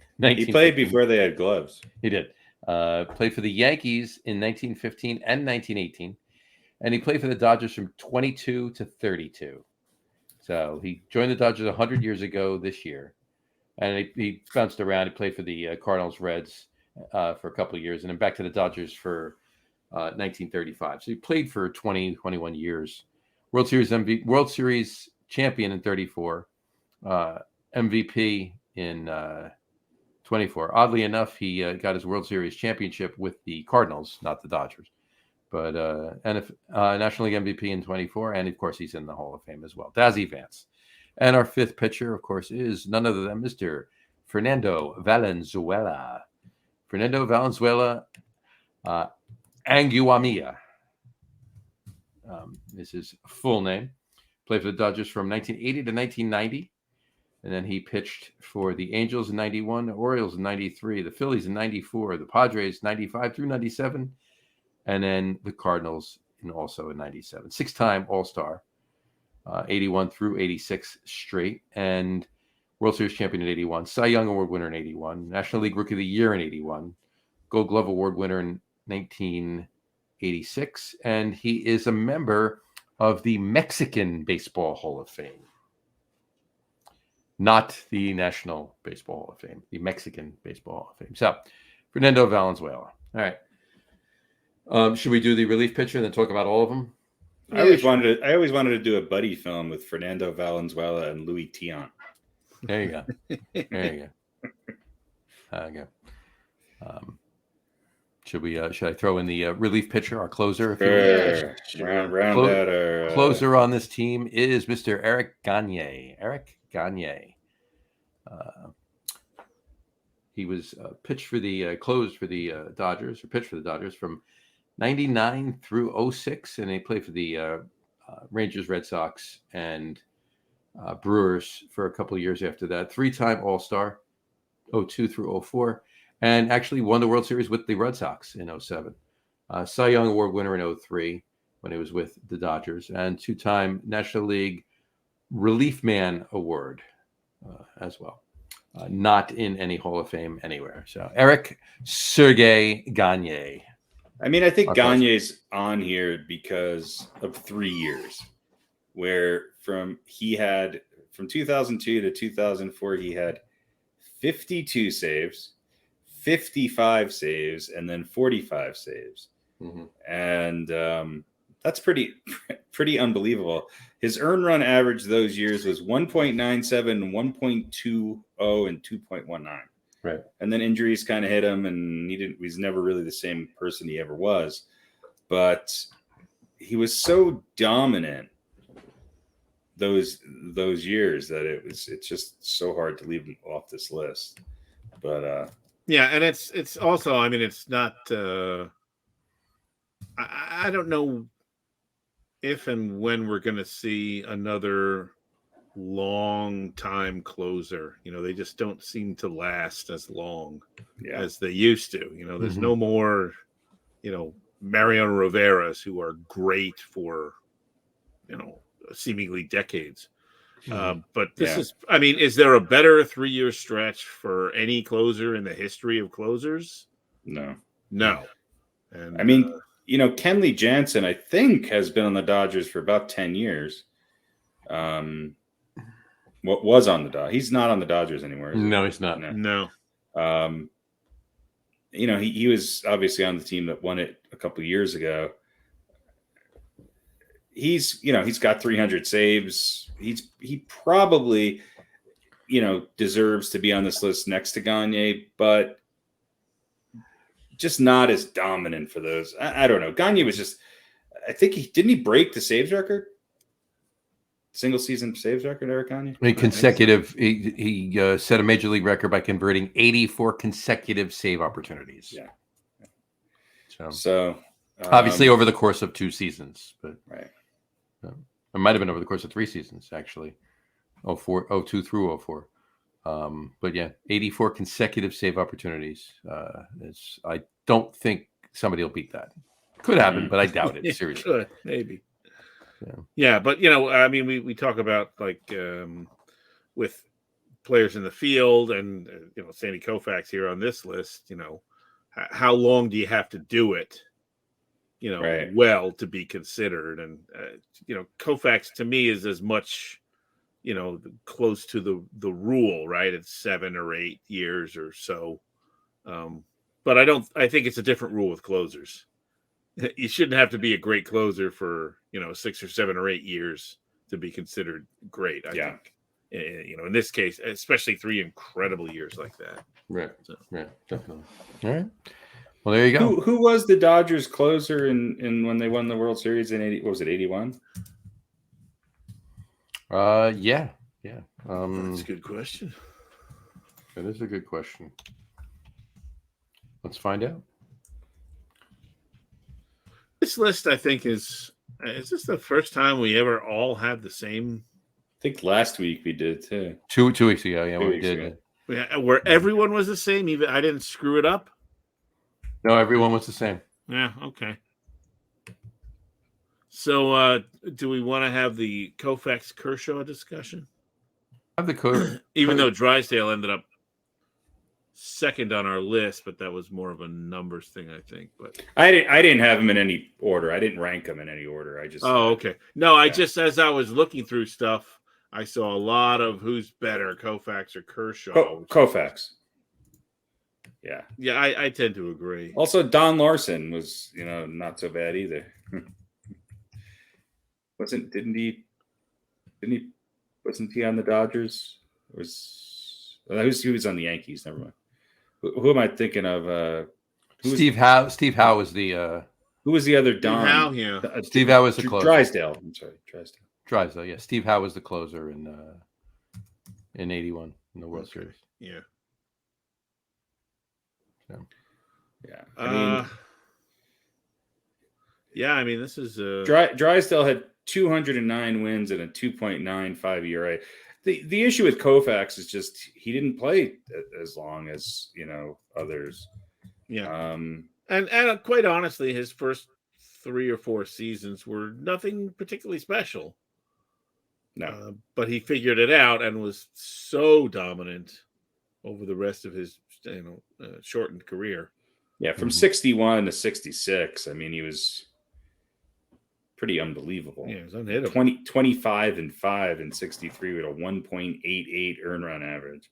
Yeah. Followed it up with a 19-5 record the next year with a 1.74 earned run. I mean, his last 1 to 4 years in the league, his highest earned run average was 2.04, and he won 25, 19, 26, and 27 games. That's pretty damn good. That's pretty good. He ended his career like that. Yeah. I mean, it's and he actually did start in Brooklyn, which I didn't realize. Mm-hmm. This is he did. There you go. Steve, I'm just looking at the stats from the 81 World Series here. Steve Howe was the closer for the Dodgers. Who was the closer for the team that the Dodgers beat in the World Series? Yeah, I know exactly who that was. Who was that? He had a fantastic mustache. His name was Amazing mustache. Goose Gossage from Colorado Springs, Colorado. There you go. There you go. And can you name the starting pitchers on that Yankees staff? Yeah. Ron Guidry. That would be one. Was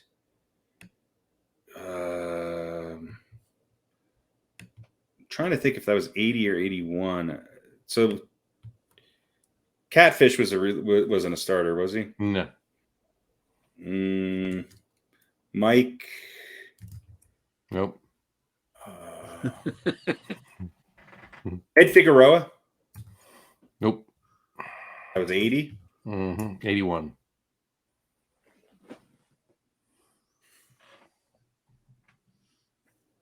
Trying to think of who the starting pitchers were in 81. We're talking just the World Series or just that whole year? Well, the staff in the World Series is what I was saying. Mm-hmm. Oh, Guidry pitched game 1, right? Didn't the Yankees win game 1? I believe they did. I can tell you in a second. They won game 1 and game 2 and then lost 4 straight. Yankees won game 1 and lost. Yankees won game 1, won game 2, lost game 3, lost game 4, lost game 5, lost game 6. Was Tommy John on the Yankees then? Tommy John was indeed on the Yankees, yes. So that's another one. Was it can I get in on this? Sure. Yeah. Was it Rags?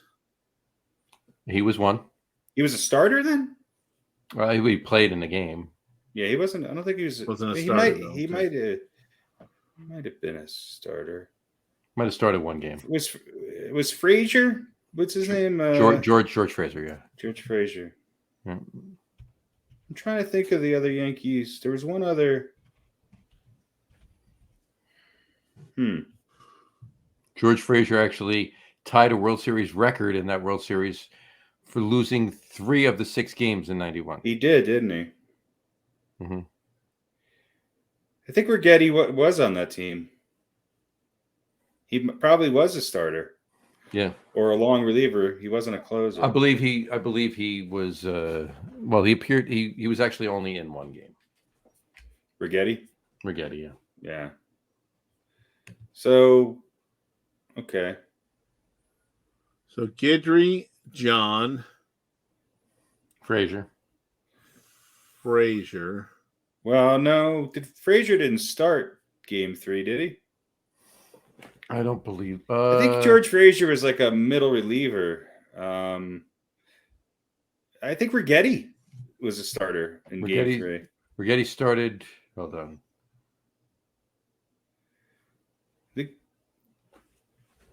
Maybe not. Maybe not. There was another starter the Yankees had. He was I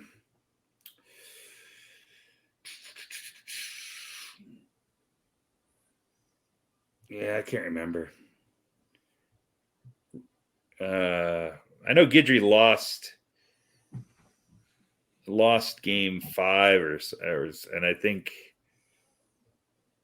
Tommy John started game 6, but I think Frazier maybe came in relief again. Dave Rigetti started game 3. Yeah. There's another pitcher in there. I'm not as good as the 81 team. On the 77-78 Yankees, it was Ed Figueroa and I think Catfish. Who was the other starter? God, why am I? Sparky Lyle. Sparky Lyle, yeah. Sparky Lyle, Catfish, Guidry, and Mike Torres. I knew it was a Mike. There you go. That was 80. That was 77. Yeah, Tommy John was actually on the Dodgers before he came to the Yankees. 77, right? Yeah. Yeah. Exactly. All right. Well, there you go. That is our Dodgers team, our all-time team for pretty good team. I mean, obviously a franchise with a long history. Quick question: who out of today's Dodgers, other than obviously Clayton Kershaw, if they stick around, who do you think could be on this list? Trey Turner. Third base, maybe Justin Turner. Maybe. He's had some pretty good World Series moments. I mean, I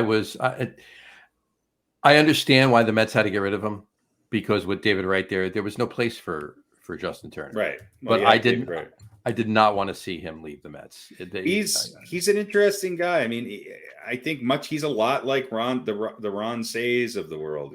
He's does pretty well in the spotlight. Yeah.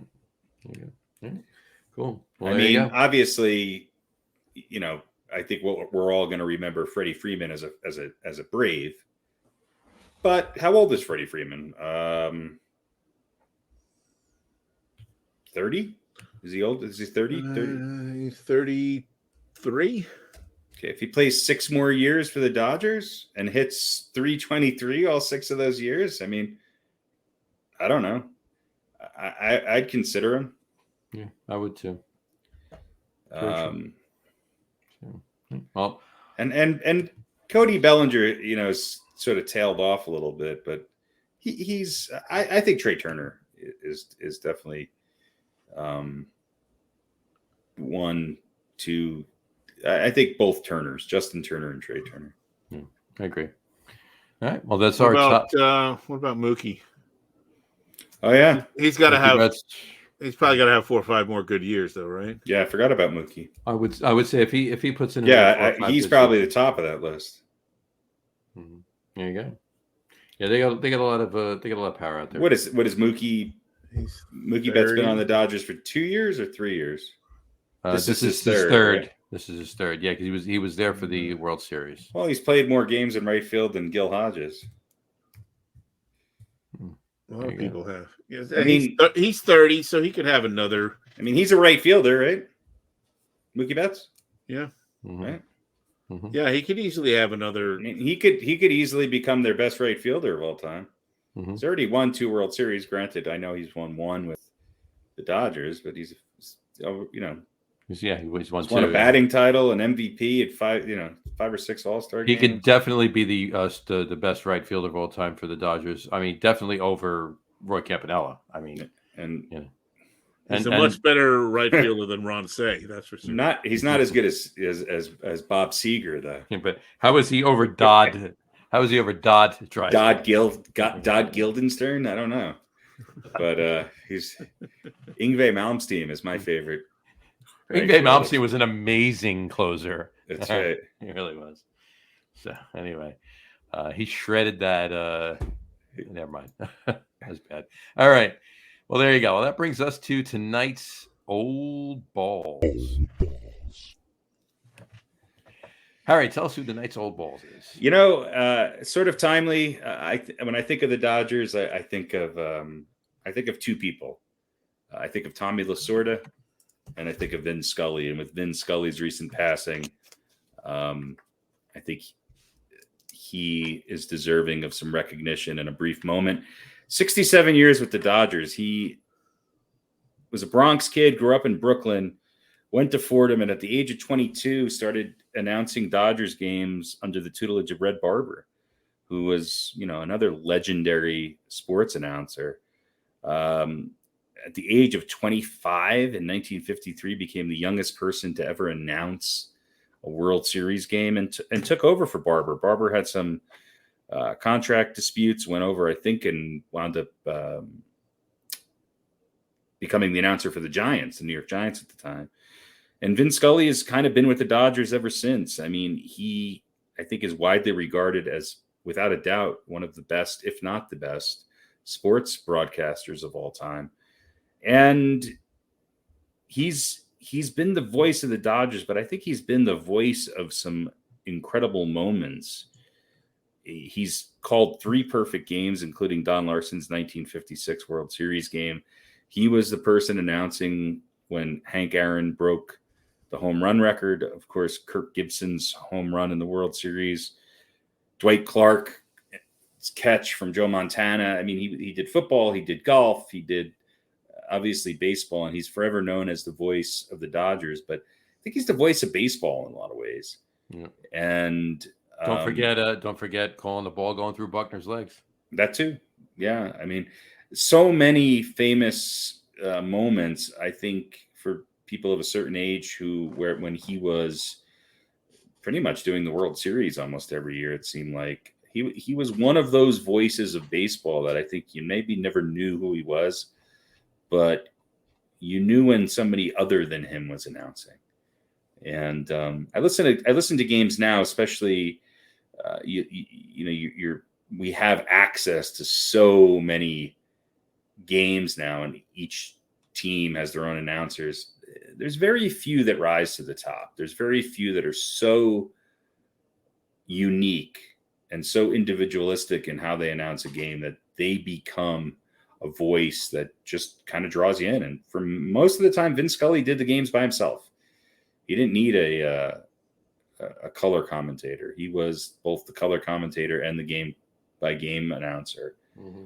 And it's sad. I mean, he lived a long life. One of the first people to come out of that very, very, very, very talented Fordham School of Broadcasting and the radio station that was there. But Vin Scully, I think there's been a lot of memorials to him this week, and I think rightfully so. He's a legend, and unfortunately, we lost him. But I think he was 94 years old, and I think he did what he loved for 67 years. And there's maybe nobody more associated with the Dodgers than Vin Scully. Agreed. And I mean, there's a lot of people that refer to, and I'm not talking out of school when I say this, there's a lot of people that refer to the Mets announcers, TV announcers anyway, Gary Cohen, Keith Hernandez, and Ron Darling as the best booth in baseball. I think any one of them will tell you that the cumulative total of the three of them put together, aspires to hold a candle to Vin Scully. Yeah. Scully's on a list with, the other all-time greats, guys like Jack Buck, Chick Hearn, Doc Emmerich. Let's just stay with Jack and not his son. Right. Yeah, I like Joe Buck. But just some of the all-time greats, and Scully might be Frank Messer, Mel Allen, Phil Rizzuto. Bill Phil White. Rizzuto. I mean, you can't beat. I mean, Michael Kay. Phil Rizzuto made it to a pop song. I mean, come on, Michael Kay is a pretty well established announcer now at the Yankees. I mean, he's got to do it with Paul O'Neill, who's about as exciting as. Yeah. I wish they would just let the real Paul O'Neill out. But you have guys like Pat Summerall. Right. I mean, when you're talking about Michaels. Yeah, of course. Yeah. I mean, just as far as sports broadcasters go. Yeah. Vince, who is Joe Garagiola? Joe Garagiola was great. Yeah. Pat Summerall, John Madden, even going back to the days of when Howard Cosell, obviously. Brett Musburger, Jim Nance. But Kurt Dowdy, Dick Enberg. Even back in the day when you had Al Michaels, Frank Gifford, and Dan Deerdorf in the Monday Night Football booth. Oh, Frank and Dan. I mean, Marv Albert for the Knicks and basketball and the NBA. Keith Jackson for college football. Keith Jackson, yeah. Obviously, if you look at individual teams, you got Harry Carey and Harry Carey for baseball. Jim McKay. I mean, these Merlin are legendary names. Bob Costas. I would put if I had to rank them, I would put most of those guys behind Vin Scully. Mm-hmm. Yeah. And one of the things that, of course, and you listen to his calls, and I remember him talking about an interview. He said, sometimes you don't always have to talk when something happens. Yeah. When it's a home run, something like that, you just let the crowd noise go for a few seconds. You don't have to jump right in. You don't have to. Yep. And you hear that in his broadcasts, and hopefully other people are paying attention to that and learning from it. Bob Murphy was a good voice for the Mets too for a long time. Murph, yeah. Yeah, it's funny to have people announcing now that are closer to your own age. It's weird, or even younger. Yeah. Well, that's a lot of people that are younger than us. This is true. Anyway. All right. This week's Old Balls. Old Balls. There you go. All right. Do we have an over-under this week? We do have an over-under. I'm going to try something a little different right now. Let's see. I'll figure out how do I do this. I would hope that I wish Hank Azaria was able to sign a contract as Jim Brockmire announcing an entire World Series. I will tell you this. That is the really. That is the only time I actually ever liked Joe Buck.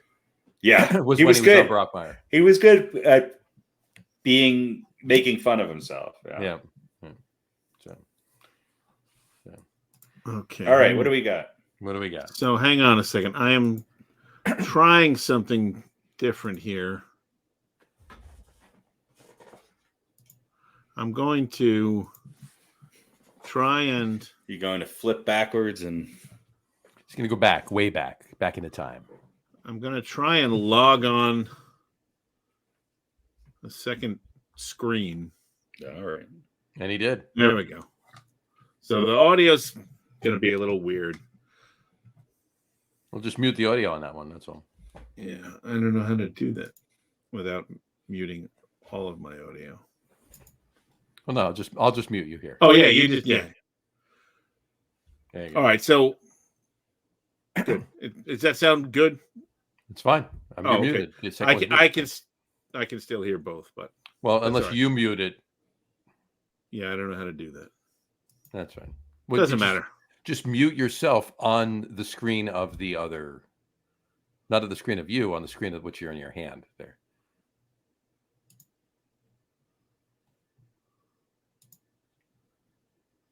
Yep.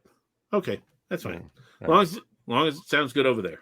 Sounds fine. All right. So I thought we would have some fun. As I announced, I'm on the keto diet. Mm-hmm.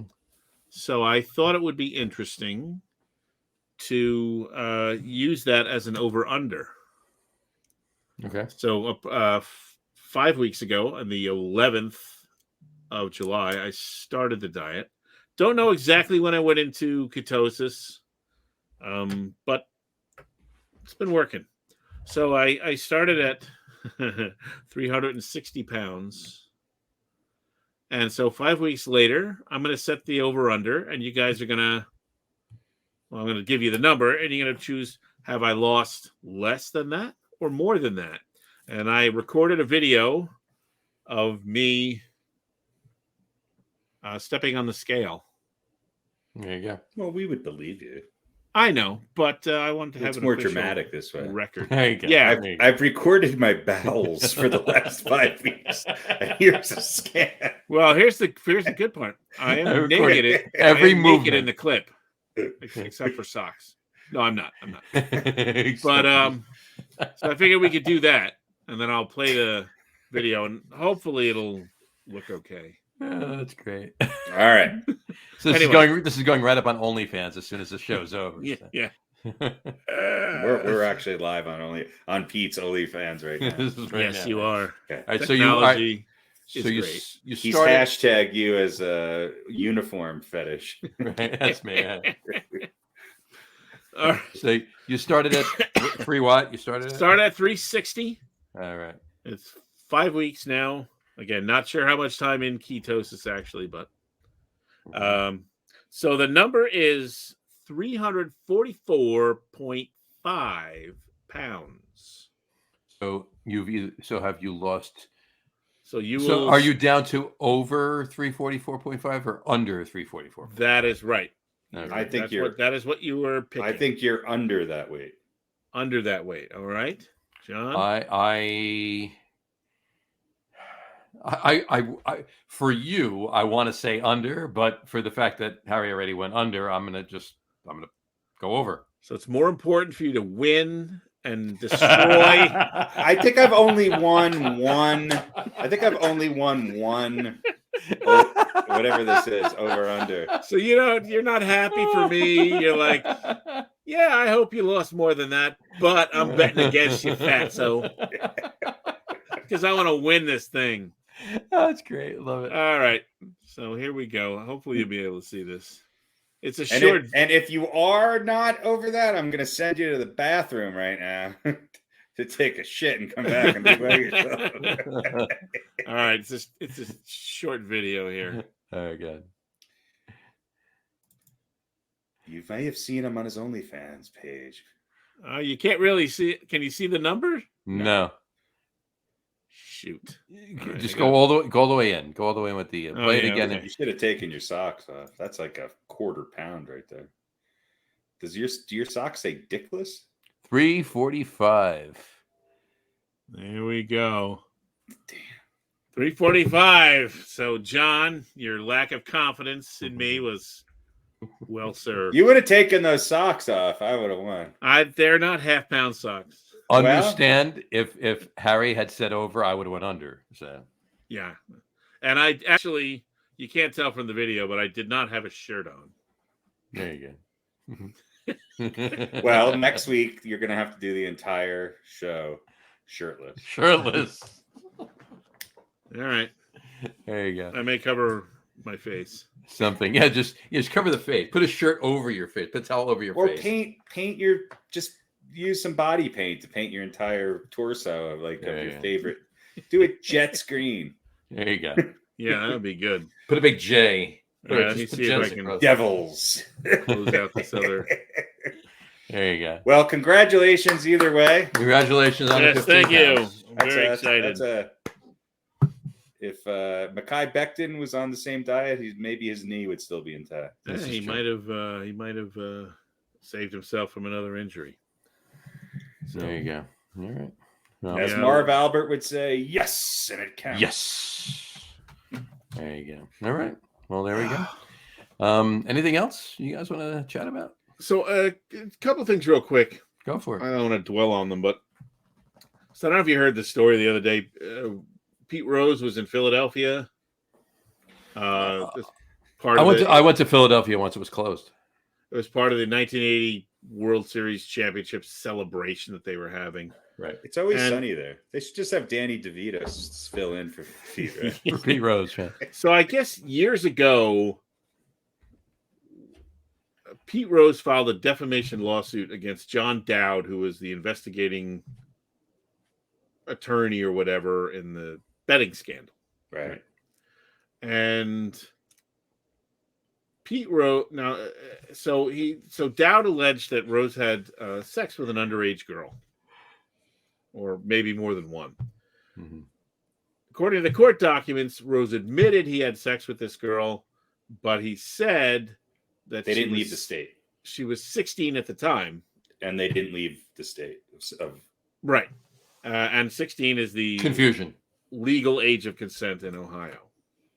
Mm-hmm. So the reporters were naturally asking him about that. He was also like 40 when this happened. Yes. Well, it was 1975 or later that apparently the just to put it in perspective, it wasn't like he was in his rookie year. No, he wasn't a 20-year-old who had a 16-year-old girlfriend. So he got all huffy and said, you don't know a damn thing about it. Don't talk about it. I'm not here to blah, blah, blah.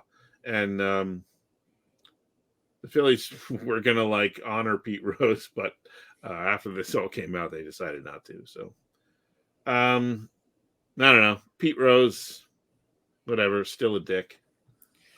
You know, it's hard. He doesn't make it easy to like him when he dismisses things like this. I think it was a celebration. It was supposed to be done in 2020, but with COVID, it was delayed. It was a celebration of the 1980, I think it was. The 80 World Series, 1980 World Series team. And they originally were going to invite him, and they thought about not inviting him, and they did invite him. And of course, you know, this gives him a chance to talk to the media, and of course, they're going to bring this up, and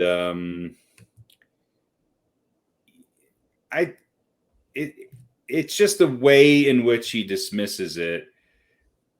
Number one, it was a female reporter, and his response was, "It was 55 years ago, babe." Right.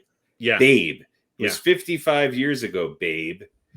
I mean, granted, Pete Rose is what, 80 something? I don't know. He's from a different era. He's 81. Literally from a different era. He's but 81. People do learn. And, you know, who cares what happened 50 years ago? I thought it was 55. You weren't even born, so you shouldn't be talking about it because you weren't born. So, you know, if you don't know a damn thing about it, don't talk about it. Well, she does know something about it. Does know a damn thing about it. Yeah. I'm going, you know, he also told reporters, I'm going to tell you one more time, I'm here for the Philly fans. I'm here for my teammates. Okay. I'm here for the Philly organization, and who cares what happened 50 years ago? So as a kid, I don't know if I had, other than maybe a few Yankees, I don't know. There was not a player from another team that I loved more than Pete Rose. He's everything on the field that you want out of a baseball player. He would literally slide through a brick wall if it meant winning a game. And you know, he's on a team, you know, there's always been some people in Philly, other players for the, you know, and many other teams that you're always like, okay, maybe they're human, they're baseball players. We can't put them on a pedestal. It's too bad, because I think Pete Rose has had many years to stand by his convictions, but also learn from what has him in a position that he's in. And maybe, even if it's just in the court of public opinion, be a little less dismissive of all this. I think it was a lost opportunity for Pete Rose. And I think in the past, when he's told people to what he feels about the betting allegations and all that, I kind of get it. This to me is a more serious matter than that. And he could have explained it a little better. Yeah. And, you know, I've always defended, maybe not defended Pete Rose, but I've always said Pete Rose should be in the Hall of Fame. And I always like to keep the off-field stuff separate from what he's, you know, what a player does on the field. And he certainly, under those criteria, belongs in the Hall of Fame. Now, the betting thing is one thing. If you're just going to continue to deny it for, you know, 30 years or whatever, and he only came out and admitted it because he realized it was never going to turn in his favor, and if he wanted to have anything to do, or, you know, there was opportunities there. But, you know, this just reveals him. I think, you know, you mentioned a missed opportunity. There have been so many. I mean, we're talking about decades here where he not only apparently hasn't learned or softened or evolved, but hasn't even gotten to the point where he's willing to go out and try and fake it. No. You know, I mean, and that's just, you know, I don't know. I'm finding it harder and harder to say Pete Rose should be in the Hall of Fame, like especially something like this. You're right. Betting on baseball, it's a crappy thing. And the one thing you can't do. And I mean, these are, you know, allegations of sex with an underage girl. And his response is, it was 50 years ago. Oh, and she was 16, so it's legal. You know, like just the, what's the word I'm looking for? Obtuseness, or the inability to realize that doesn't make it okay, even if that were the case. Yeah, and I you know what I mean? She was legal, so it was fine. Dude, you're 20 some odd years older, 15 years older, 30. whatever it was. Oh no, 20. Yeah, 20. I mean, like how do you not was realize the optics of that? He was in the Phillies booth announcing a game, and they had to edit out an entire innings worth of comment. Yeah, it's it's sad. He's his what was left of any sort of ability to salvage, I think, his reputation off the field and who he is. I think he's I think he's heard it in the last couple of days. And I mean, if you can't argue about his on the field accomplishments. I mean, he is one of the best players to ever play the game. Yeah. And being an asshole should not preclude him from, reaping the justification that he deserves. I too think he should be in the Hall of Fame. Yeah. But it makes it really hard to sort of put him on that upper pedestal that he probably could very easily be on if he just showed a little bit of growth. Yeah. Have you grown at all since 1987 or whenever it was that he retired? Yeah, it's one thing. It's one thing to say, oh, he bet on baseball, but he was a fucking hell of a player, right? Yeah. Stuff like this, you just kind of go, Jesus, what a piece of shit. Mm-hmm. I mean, it's really it's self-assassination of character. Pretty much. And I don't know. One thing that I was going to say, I've always been, of the mindset that, he should be in the Hall of Fame, so to speak, or because everything he did deserves a place, blah, blah, blah, blah, blah. But where we are now in technology and everything else, all right, his records are going to stand forever. Not stand forever, but his stats, if you will, are gonna, people will know who he is. It's not like he's gonna fade away. People will know about Charlie Hustle 200 years from now. Yeah. With technology, just because he's not in a museum in Cooperstown, New York, doesn't mean he's going to be his accolades on the field are going to be forgotten. They're going to be there. That's true. But what you're saying is absolutely true. I mean, betting on baseball is one thing, and while it's the one thing you can't do, and that's why he's not in the Hall of Fame and all of that. But this is ridiculous. I mean, I don't know. It's not even as if he was like, he was like in his 20s, right? He was in his mid 30s, married with kids. 1975. I didn't have sex with her till 75 when she was 16. That's your fucking defense? Yeah. Just how about the fact you were married with children? Yeah. Just thick. Yeah. And look, I'm sure he's not alone in this, but I think he obviously cares nothing about it. And that's the thing. It doesn't seem to be of any real concern with him. Yeah. And I also think that what's sad about it all is that there's very few players who, to me, span really 3 decades in baseball, because Pete Rose was playing when Whitey Ford and Mickey Mantle were still on, playing baseball. Yeah. And, in the 60s and ended up playing, almost until the 90s. I mean, he played in the 60s, 70s, and 80s.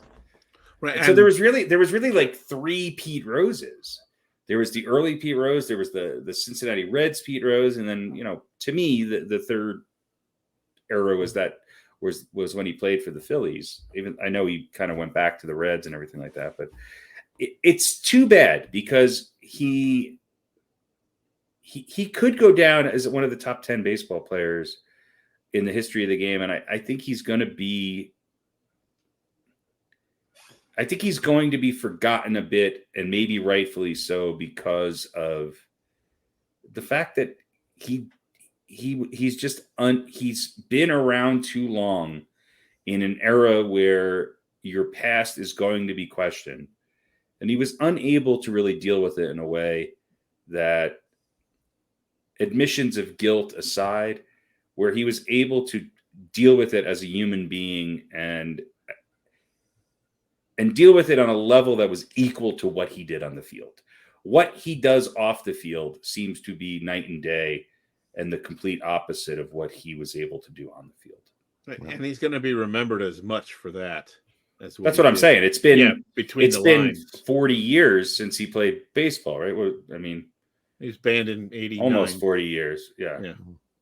But I mean, I think his last year in the league was what? 85, 86, something like that. Yeah, 86. So 86, 96, 2006. So it's been 35 years since he was on a baseball field. So, you know, he's lived a life where he's been off the field as longer than he's been on the field. And I think to a lot of people, he's just this asterisk. You know, he's just this guy who was banned from baseball and now is being, you know, is unable to deal with these allegations and his reputation. Yeah. I think his the way in which he handled it for a while was maybe, at least to some, seen as him holding his ground. But when it comes to these issues, now he just seems like he's just on the wrong side of all of them. He's on the wrong side of it all, and he has no understanding, no remorse, and absolutely zero compassion for what this woman is alleging. She's not going after him for money. She's not trying to, you know, years later. She's just sort of saying, "Hey, look, this wasn't great, and I was 16, or whatever she was, 14, or it's pretty bizarre. It's pretty bizarre, if you ask me. And it's not even her coming after him now or anything like that. No. This is shit that happened. I mean, Rose filed his lawsuit in 2017. This came out in 2017. This came out against John Dowd. So, you know, this is the lawyer that, you know, made the case against him all those years ago for betting, and this was part of it. And, you know, I don't know. It's just a bad scene. It's too bad. I off the top of my head, I mean, other than maybe O.J. Simpson, I can't think of someone whose reputation is so disproportionately skewed from what they were able to do on the field to what their reputation is as a person. It's hard. It's hard for me to think of another athlete who I think is beyond repair. All right. Well, on that pleasant note. Well, look, I hope he has time. You know, he's not going to change now, though. Yeah. And I mean, honestly, what would be how much could the benefit be? Because if he's going to do anything, it's going to be bullshit. He's going to be faking it, you know. I still think at 82, he could have a higher batting average than Joey Gallo. Probably. So, all right. There we go. All right. One last thing. We don't have to talk about it. Just want to mention it because, you know, I love me some Justin Tucker. I thought you were going to say some Justin Timberlake. Well, that's a different story. He did bring sexy back. Justin Tucker, the highest paid kicker in the NFL now. $24 million over 4 years. 24 million over $6 million a year. Yeah. Has there ever been a team that has relied on a place kicker though more than the Baltimore Ravens? Probably not. Yeah. I'm pretty sure I had him on my all-time kicker list when we did that many moons ago. Did he win a Super Bowl with Baltimore? Was he on that second? Because they won 2, right? They won in 2000. Don't even get me started. And they won in the 2012 season as well. 2012. So I think he was on that 2012 team. Wasn't he like a rookie that year or something like that? Maybe, yeah. I don't think he was on the 2000 team. He's been around a while. Tucker is a Super Bowl champion. Yes, member of the Ravens that won over the 49ers. Okay. So he's good news he's been in the league for 10 years now. This will be his 10th, 11th season. Yeah. Mm-hmm. So he's got like 20 years left. At least. Did they sign him for like a 17-year contract? It's a 4-year extension. 4 years. And he's, currently the most accurate kicker in the history of the NFL and blah, blah, blah. Is he? Yes, he is. Wow. That's why I put him on the list. Because even though he hasn't been around that long, he's goddamn good. He could end up being the greatest ever. What year did he had a 91% field goal percentage in 2012, 97% in 2016. He made 38 of 39 field goals. He was, and the one he missed was blocked. So he didn't technically miss a field goal that whole year. He was 35 of 37 last year. Mm-hmm. 94.6%. And I think that's slacking. And he went 32 for 32 on extra points. Which is not a given anymore. It's not a given anymore. No, it's a 33-yard extra point. So. Okay, he has made 392 extra point attempts. How many do you think he's missed? 40. 6. 46? No, 6. 406. Oh, extra point attempts. He has made 386 out of 392 extra points. That's extra great. point. Extra points. There you go. And this is a picture of Justin Tucker with somebody else on the Ravens too. There you go. There you go. Yeah. Kick in a box, I believe it's called. I don't know how he can kick with that kick in a box. Box on his cock, but it seems to work. That's like Jack Dempsey with his wooden there you go. foot. Exactly. 91.1% of field goals throughout his 11-year career. Is that box where he keeps his tea? Exactly. Keeps both of them. Keeps actual tea and a tea in there. Keeps his tea and a couple of extra balls. A couple of balls. No, obviously.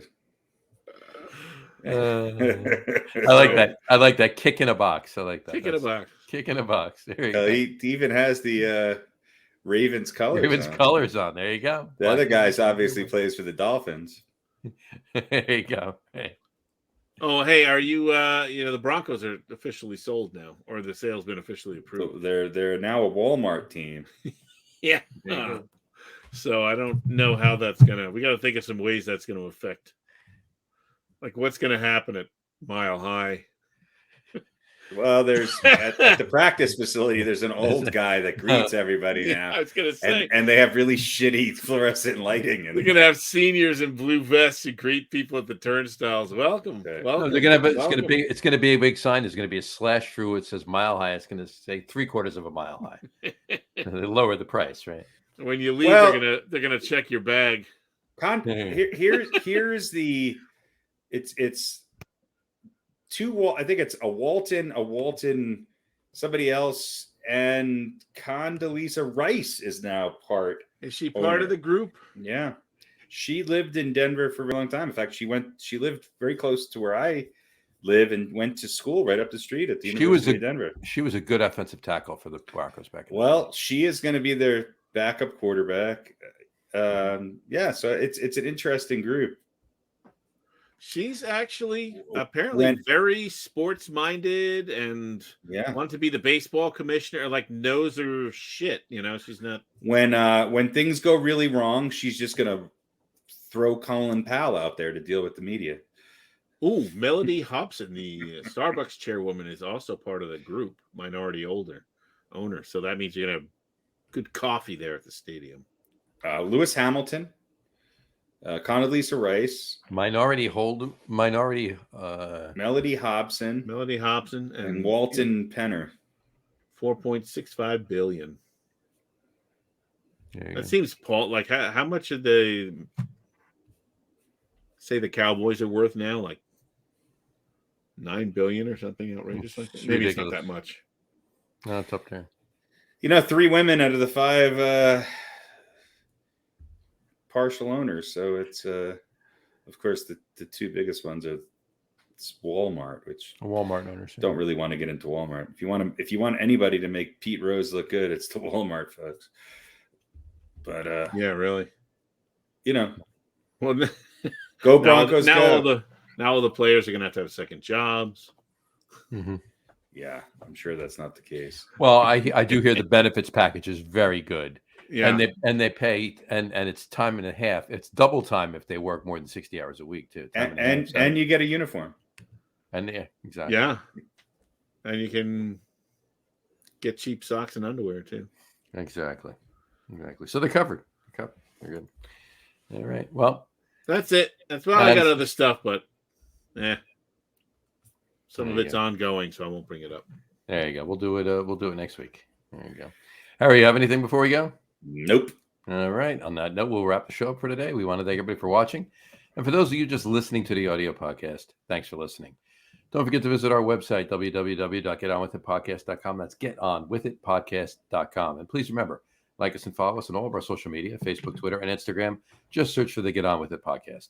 And of course, all of our shows are available on YouTube as well on the Logger Room channel. Remember, we go live with a video podcast on both Facebook and YouTube every Wednesday night around 7:30 Eastern Time. And for those of you who just want to listen to the audio podcast, you can do so on Apple Podcasts, Spotify, TuneIn, Stitcher, Google Podcasts, Amazon Music Podcasts, and iHeartRadio as well. And if you haven't done so already, please subscribe to one or more of those feeds and you'll never miss a show. Again, thanks for following along with us. Have a great rest of your week. Have a wonderful weekend, and we will talk to you next week, folks. Take care. Cheers. Bye, everybody.